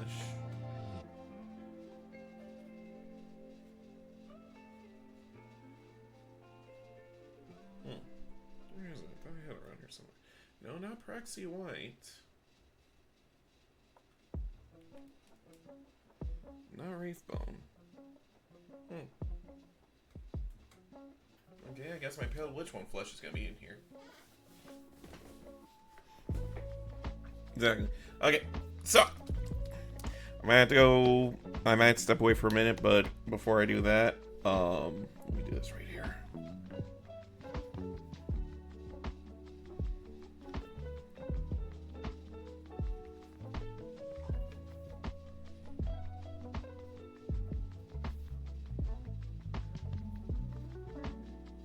Alright, what you're going to do is you're going to take the Seraphim Sia right here, and you're going to work it into the undercape.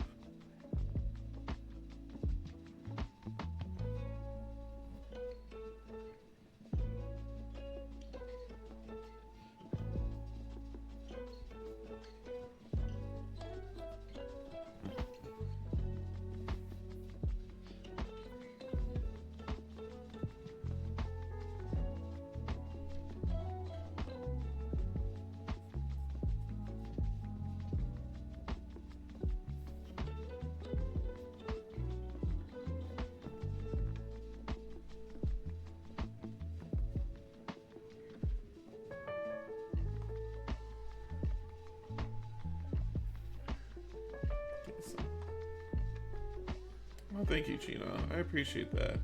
And also, have a great day at work. Thank you for stopping by. It's great seeing you again, too.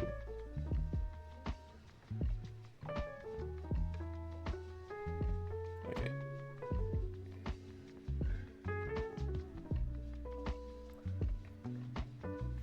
Okay, now for anyone that's going to put this guy together, make sure you summon him with his cape off, because it's going to make it easier for you to kind of get in there. Now, because the cape's kind of in a awkward spot like right here, because I can't really get to it too much, I'm not going to apply too much of it on here, but just in certain spots, I make sure to take off the excess so that when his cape kind of comes in like this, it'll be fine. And also because I'm doing Grimdark style, so that means I'm going to put Grime ink on him later, it'll be fine as is right here. Because when I mix in with the Grimdark, it's going to come out a lot darker, but it'll be fine.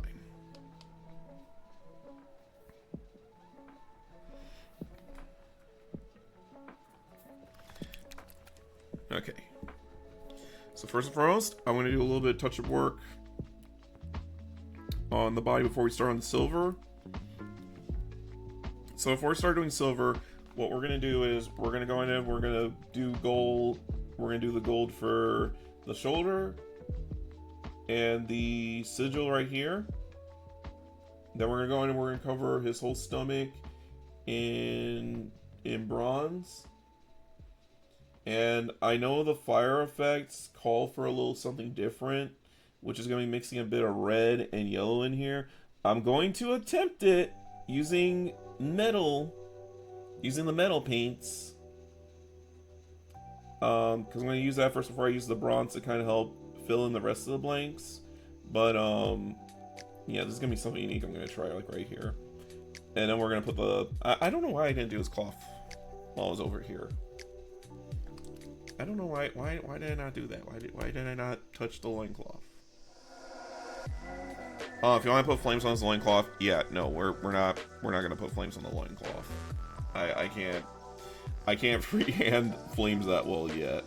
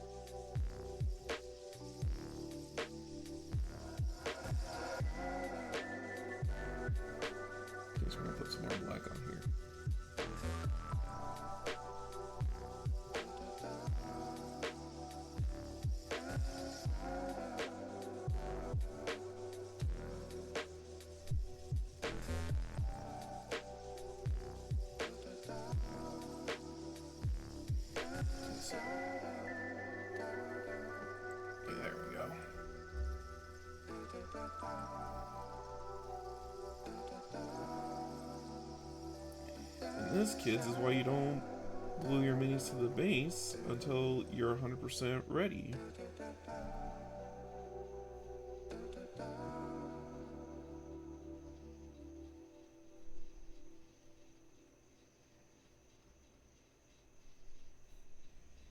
So yeah, kind of base them that way.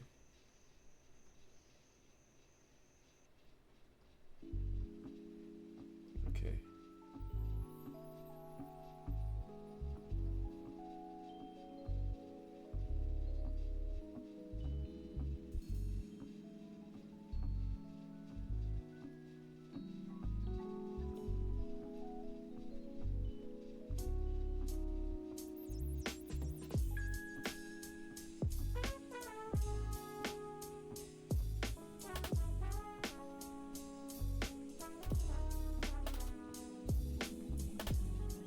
Go.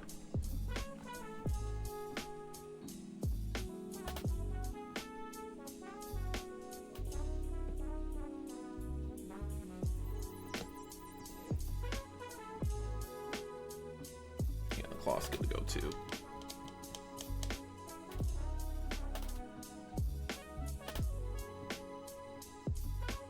And what I'll do later is I'll take some gray paint, I'll just dry brush the gray highlights on here so this way catching on the raised ends. But what I could do is I could just take a small brush and I can just get the, I'm just gonna highlight the edges where the folds kind of come up at, just for the sake of just to show like there is cloth in there. All right.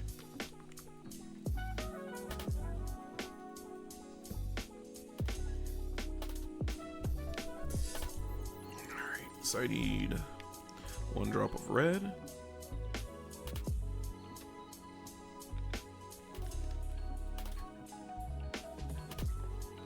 And 1 drop of yellow.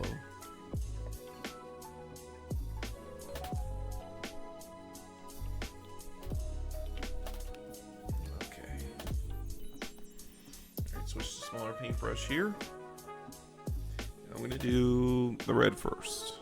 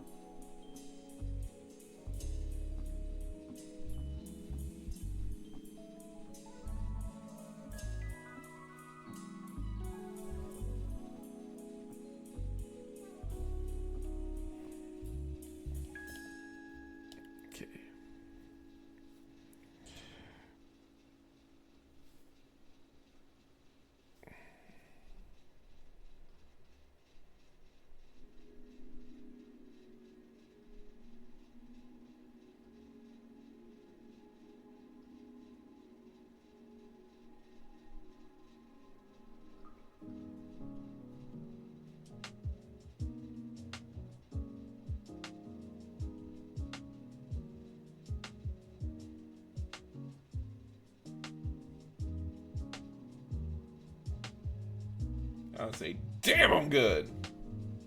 Look at that.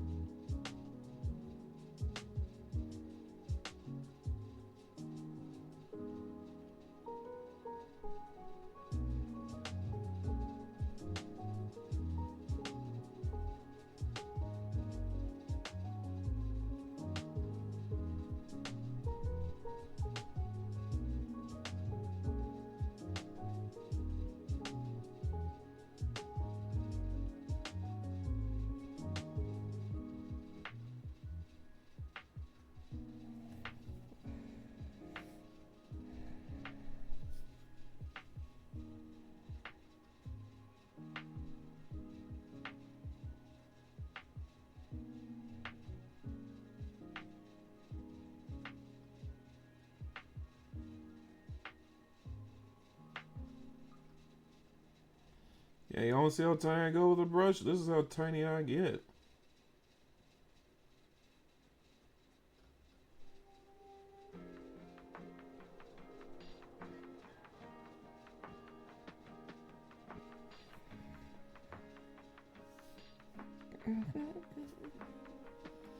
Say it with me, how low can you go? Say it with me, how low can you go?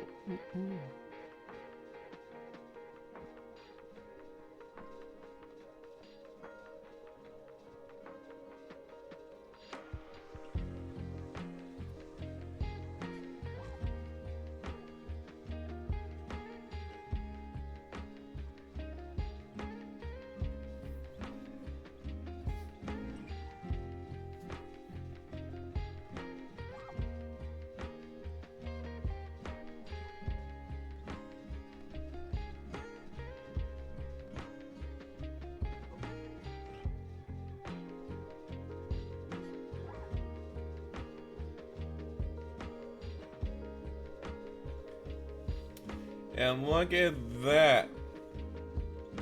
Did his damn stomach.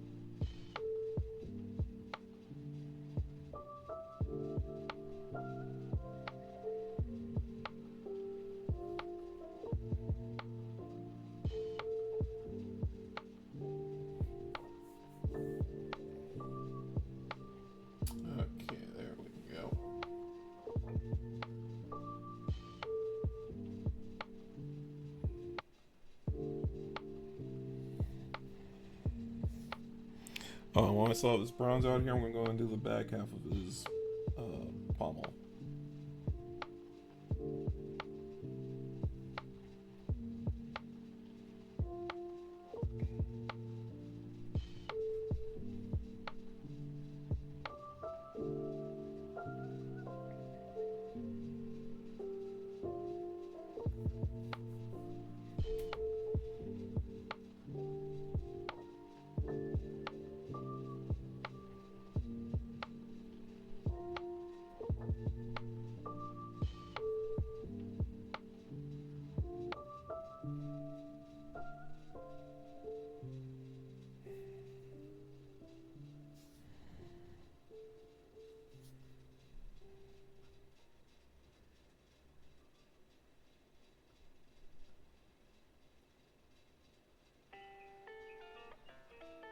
Do the bottom half of this hammer.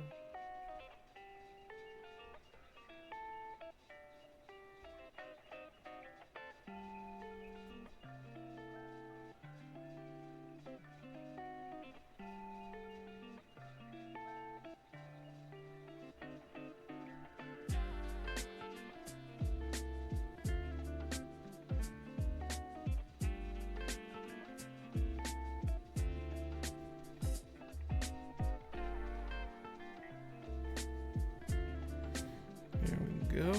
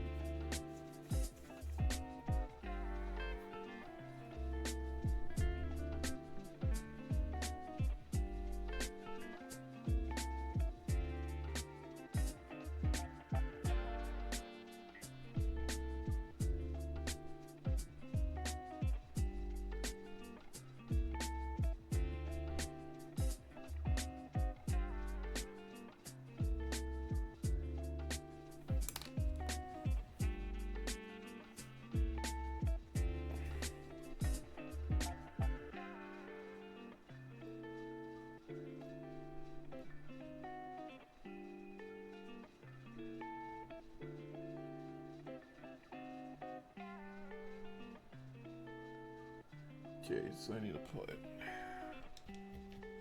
So yeah, all I can do is.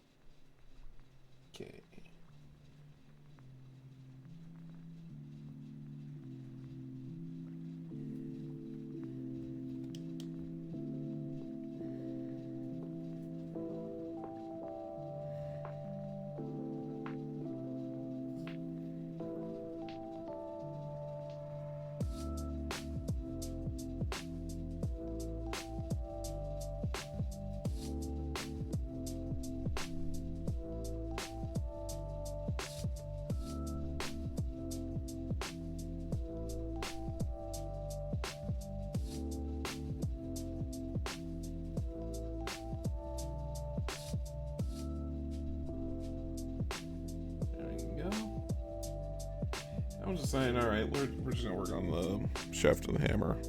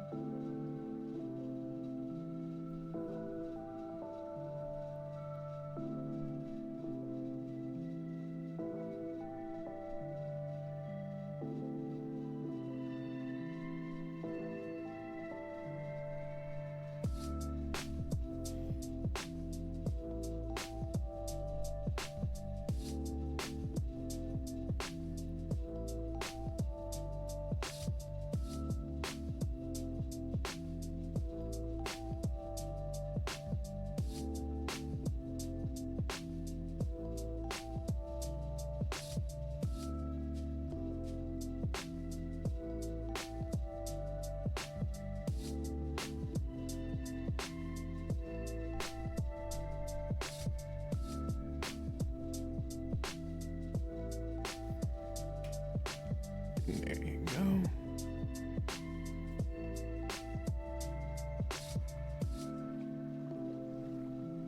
God damn it. Got some around the backpack, but that's okay, because guess what? It's metallic paint.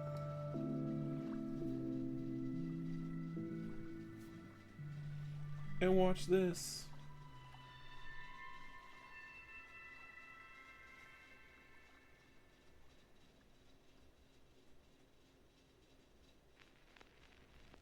See? Like nothing happened.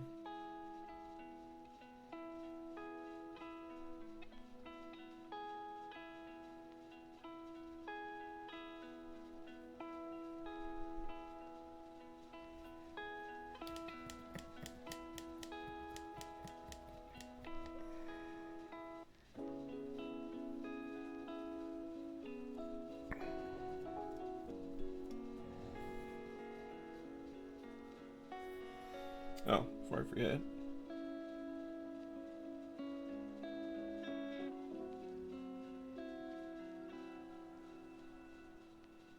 Gotta finish all these teeth right here.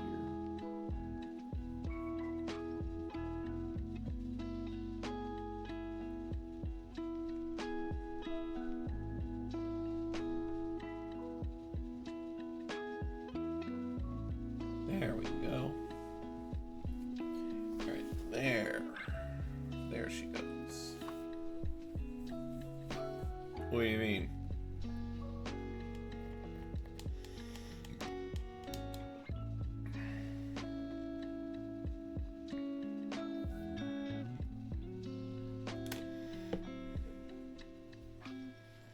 It's a spell called Metal Paint. Oh.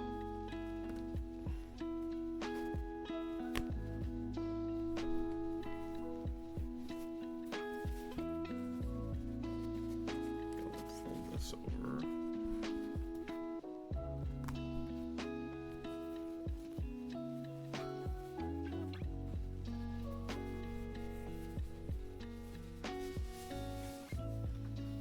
Fold that over real quick.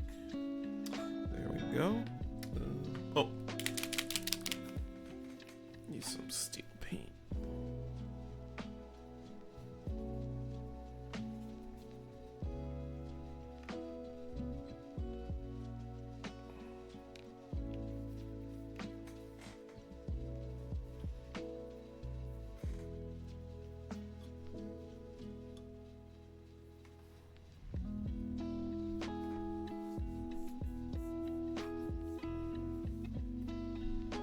Yeah, well, honestly, it's called this. Vallejo True Metallic Metal. Oh, hold on. There you go. Vallejo True Metallic Metal. And in any color you want.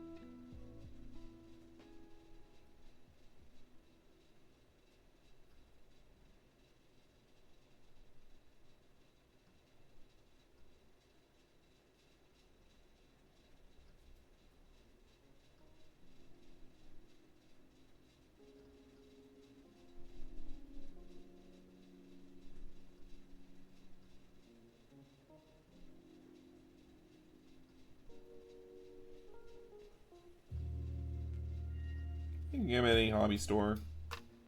You can just order straight online.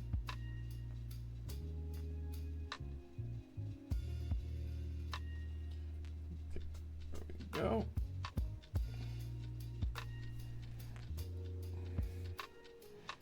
Okie dokie.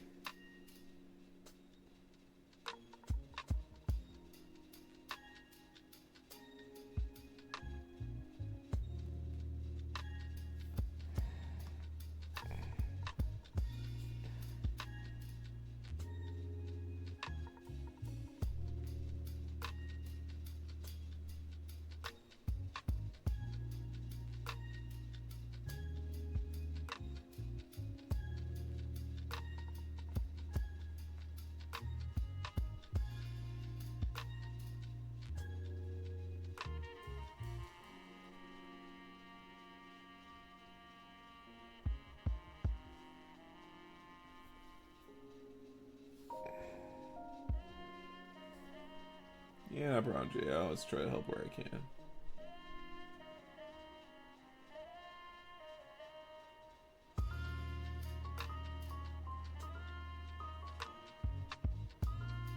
Okay, let's see here.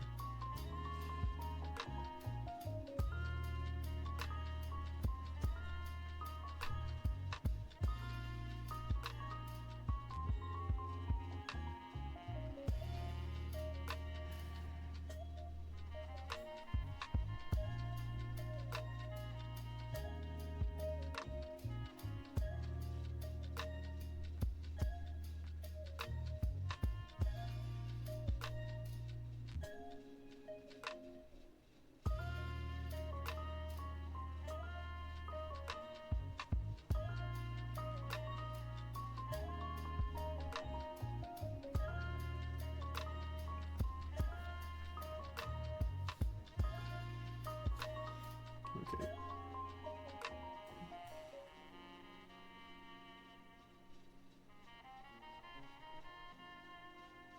There we go.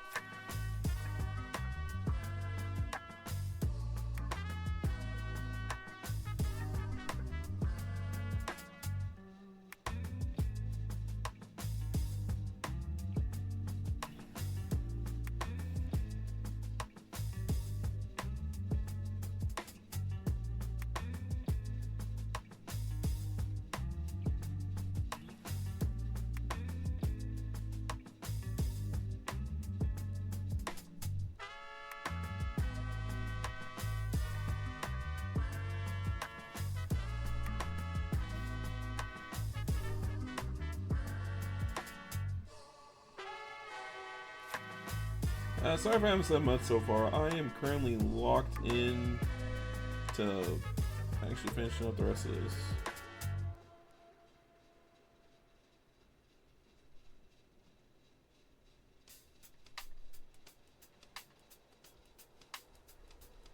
Also, I'm trying really hard not to get any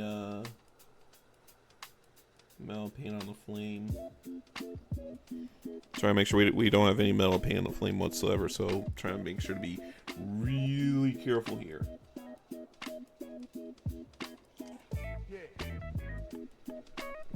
There we go.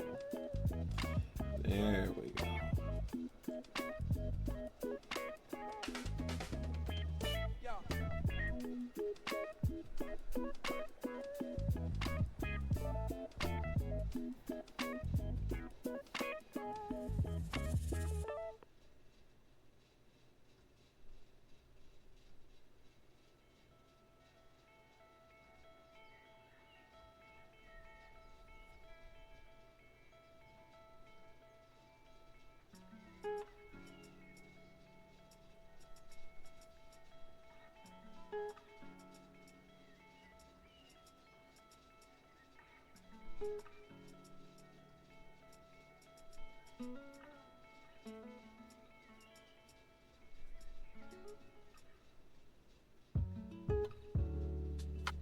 There you go.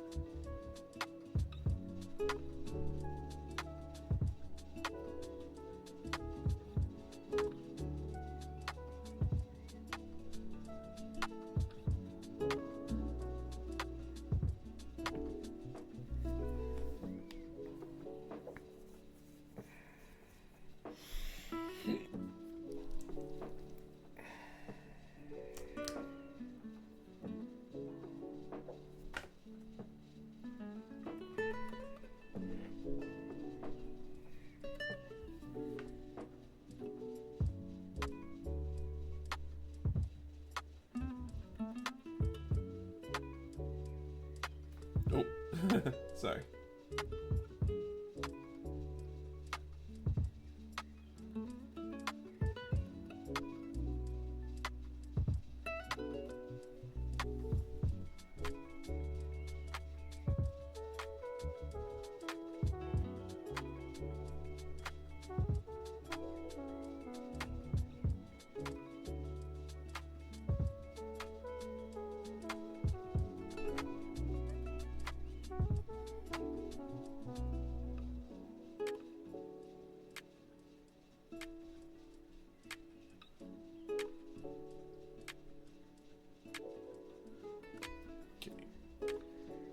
One more time.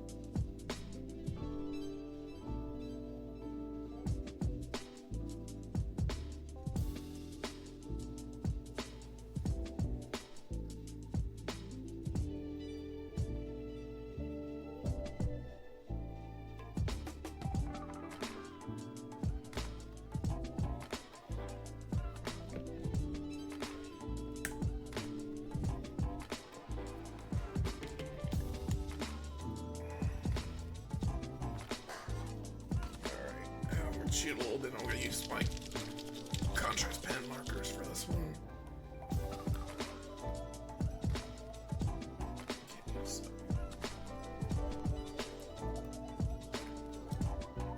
Oh.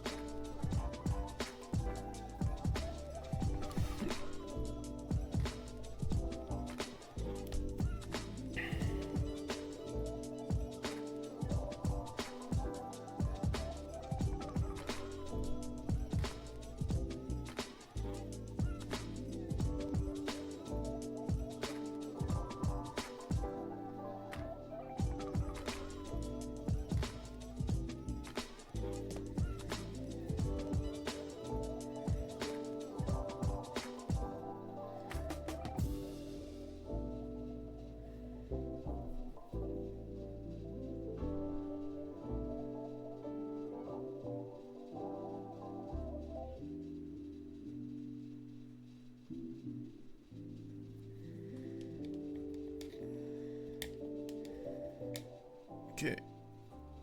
Clean that off.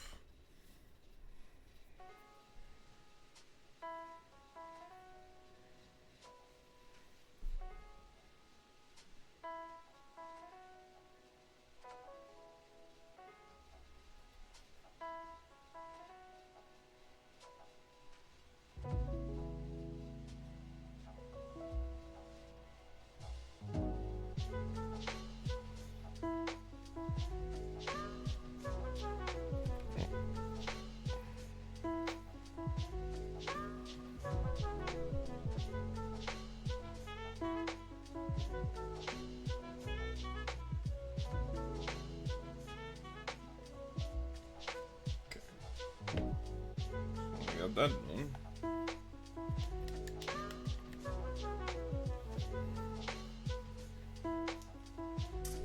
Let's do black.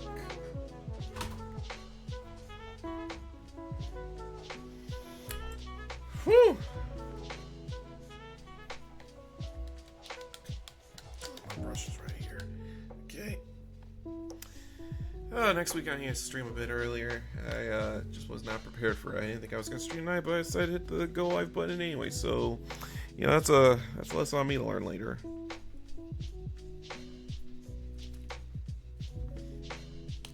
Anyway, we're going to give Adrax over here a couple washes before we call it a night.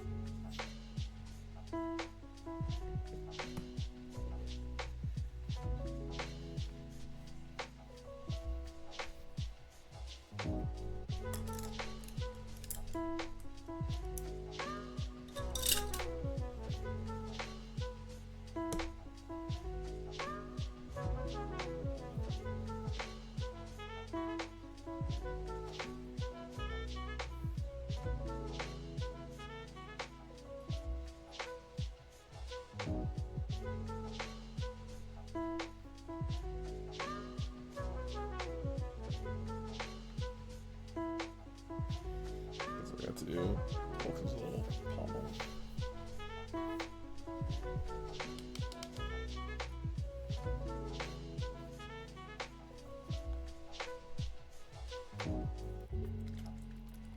Now, like I said earlier, there is a secret to the black shade on how I do it.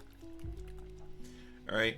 Because Vallejo comes in 3 different versions. They come with the light, the base, and the shade. This is the shade. So all you're going to do, take the Obsidian black shade, gonna put it off to the side. And you're going to treat it like a regular shade. Now the light version is meant to dry brush it onto your mini, so you can kind of cause it to do edge highlighting or anything like that, or if you want to spruce it up a bit, or maybe you just want a brighter version of it. But what you're going to do is basically you're going to take this black shade, plant it all around the black.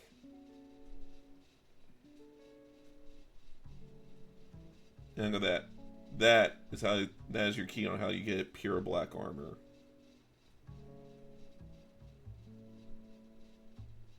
It's like the blackest black of all black.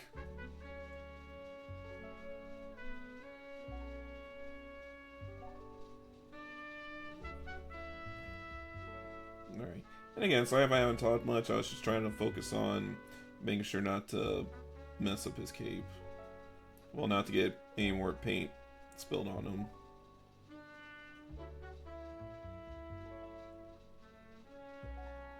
Okay, so now dab the excess.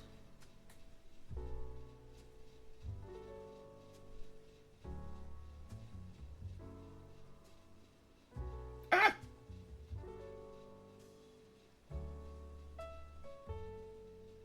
Y'all didn't see that.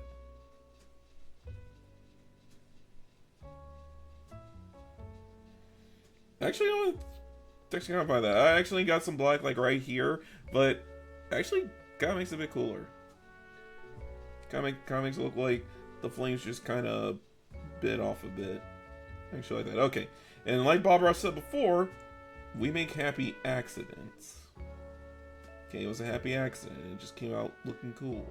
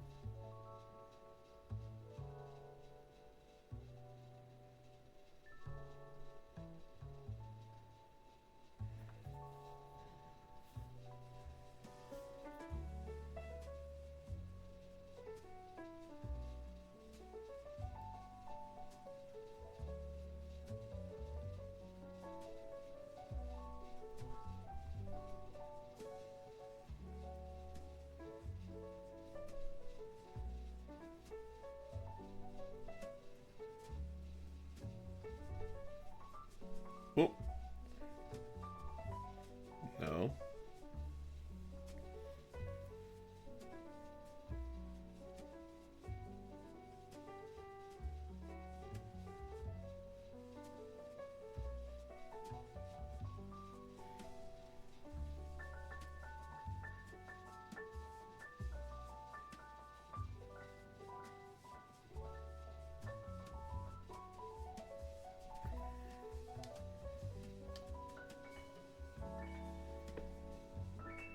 Use some Reikland Fleshshade on the gold. Dark, give the gold a little bit of depth.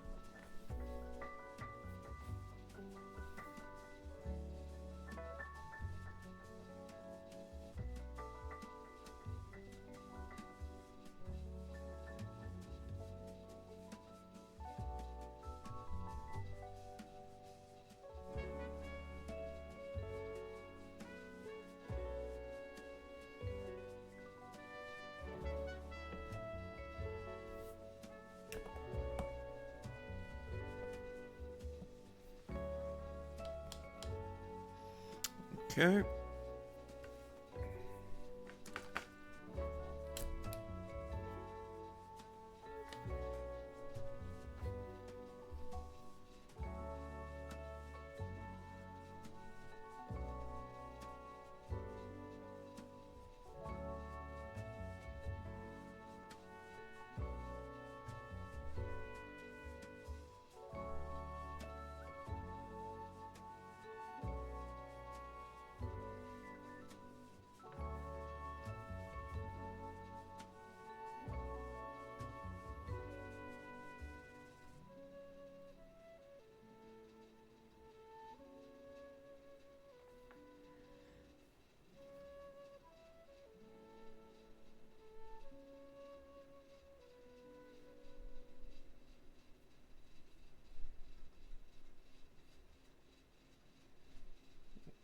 Go.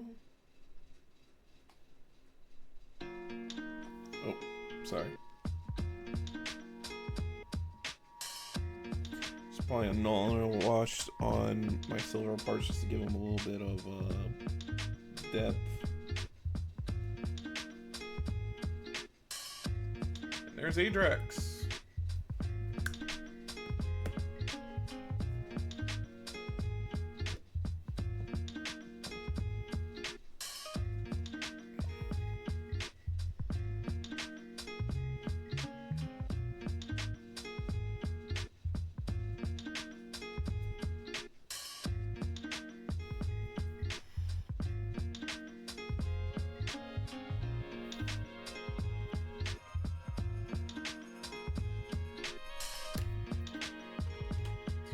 Here before I base them. Just making some black contrast paint, and I'm going to darken his tubes just a bit.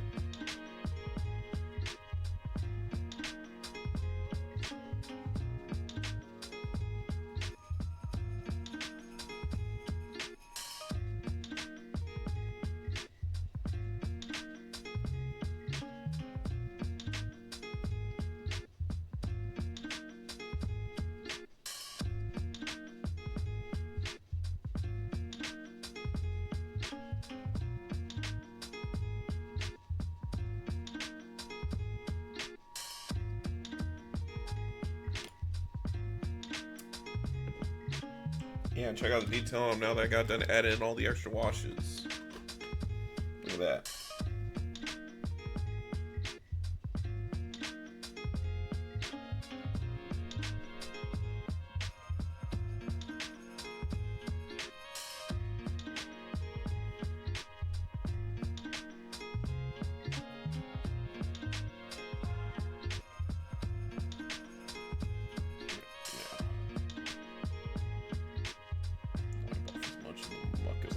Here. Then bring his base. If you buy the combat patrol box, it actually came with a little base stand for him. So I already wanted him to have that painted beforehand. And the good news is it has little foot marks right here where he has to go.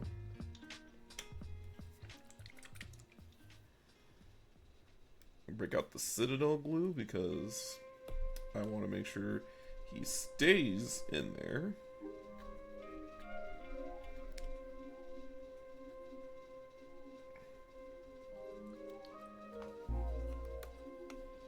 Okay, so I'm gonna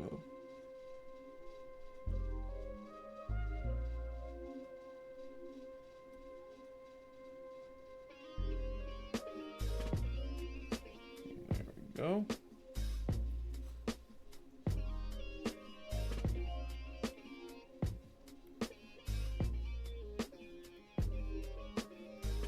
Light up Adrax with the holes in his feet. And that, kids, is how you do Adrax Agatone.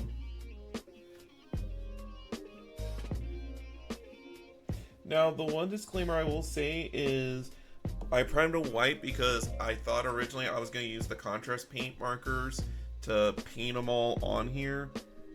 Except for the fact that the Vallejo True Metal came out at the time, and that's why it was a slight change of plans. But the other thing too is the reason why I painted him white is because I use a contrast paint called Rattling Grime to give him that trademark salamander skin without having to go through like 3 or 4 different layers of base paint coating. Because I know the salamanders are supposed to have like volcanic ashen skin due to the planet Nocturne messing up their genetics, and they had to basically adapt to it as is. So, as you can see right here,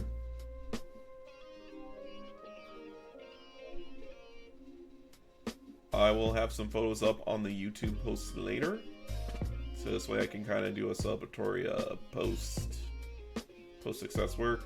The only other thing we're going to do to him is I'm going to apply some Grimdark ink, but that I'm going to do off stream, because when you're doing the Grimdark process, you have to first lather it on there, and then you have to wait 20 minutes before you take the white spirits and start stripping away that griming to leave that battle-worn grit that you need. So pretty much it's going to come out. This one I kind of jacked up because I don't think I stripped enough back, or I think I put on too much. But this one was perfect. And see right here, it really brings all the details, including the resuscitating. Give them a nice dark battle-worn look, you know, so it looks a whole lot better. I'm gonna call it here for stream, but before we go, I want to introduce one thing for next time I stream. I should have some free time next weekend because I finally managed to quit my quote-unquote second job, air quote. So I should have more free time on the weekends to actually kind of stream a bit more. I might stream, but I'm gonna be streaming at like demon hours, so it's gonna be like it's gonna be like around 2 or 3 in the morning before I do anything else. Question mark. And before that, I will show this. Hold on, let me make sure I got this. Okay, should be full screen. So, boop. I made a wheel picker for what we're gonna work on next time. So as I showed you earlier on stream, we have a couple minis I was working on, which are mainly the aggressor. So this is gonna be our aggressor. Now I primed him white because I'm going to do the fling trick on here. The intercessor because he just needs a little bit of cleaning up, so it's gonna be kind of a 2-in-1 for stream where I'm gonna do cleaning up on this guy, but at the same time too, I'm gonna get him ready so that I can actually do the lava cracks on the side. We also have our hammer strike, which is this guy right here. Now I already kind of worked on half of it earlier because I was testing out some stuff. But, yeah, this would work for these two right here. I will actually show you an extra trick to him as well, if we do it, because I bought a Magnet Baron stand, and it makes it to where he actually kind of flies in midair, and it also has a very strong magnet, so, it takes a lot of horsepower to actually kind of rip that off of there, if need be. I digress. Or, possibly, we may work on Evil Mata. If I work on Evil Mata, I'm probably going to need to stream super early for that one because I'm basically going to go into it. I'm going to be like, okay, we are going to finish Evil Mata. Yeah, this one in particular is probably going to be a Saturday stream. If I happen to land on Evil Mata... actually, no, let me rephrase that. If I land on the Evil Mata spin... I will spin the wheel again without Evil Mata, but in exchange, next weekend is gonna be probably my first Saturday stream I do, and that's gonna be endurance stream. So that's just gonna be stream is not over until I finish painting Evil Mata. So I could be on for 4, 5. It might even be a 12-hour stream depending on how it goes. I will let you know on the YouTube post. And friendly reminder, I did just create the YouTube VOD channel. It is on the main Twitch link when you go to my main home channel page. But let me go on and link it in chat, just in case. Nah, Jay, I won't need energy drinks because, in all honesty, I'm used to working nights, so like once I'm locked in, like that's it. But I will say this, if I do Evil Mata, it's probably going to be a muted stream because I really need to focus since, as you can see from the Death Leaper, it's really tight for what I'm going to do exactly. And there's like a weird blending effect I need to do with the coat, so, with the tail coat back here because I kind of jacked it up earlier. But, yeah, this is what we got so far. So we did a majority of the legwork on here. The trick part is probably maintain the teeth, making sure the teeth stay nice and white, to stay as close to Evil Mata as possible. But, what was I gonna do? Oh, right, I was gonna link the VOD channel page.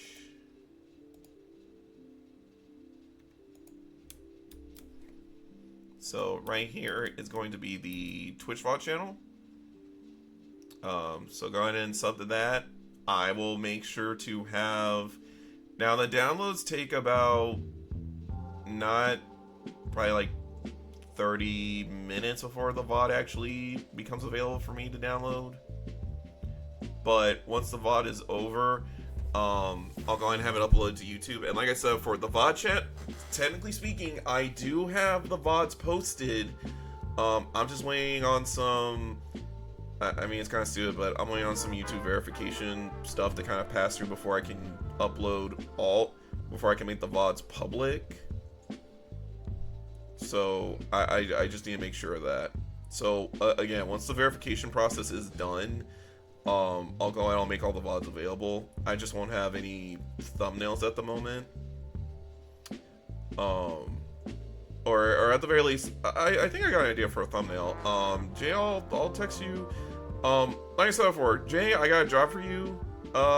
Next week, we'll discuss terms, and we'll kind of go from there. But beyond that, that's gonna be it for this stream. And let's see who we're gonna raid.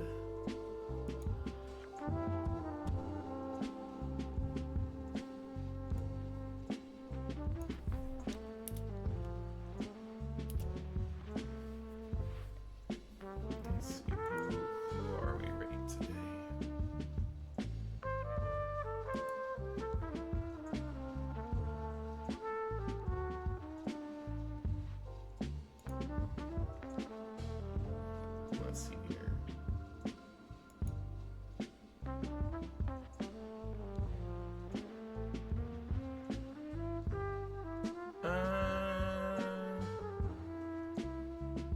trying to think.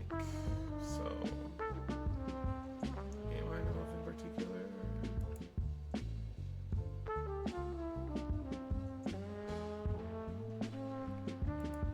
No, she been out for a while.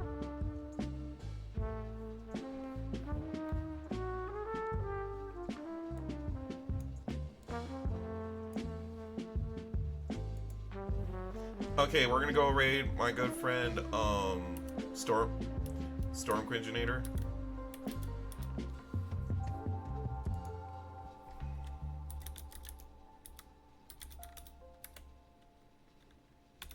Okay, so yeah, we're gonna go raid my friend Storm. I just gotta double check to make sure he's still alive. Okay, he's still alive. So.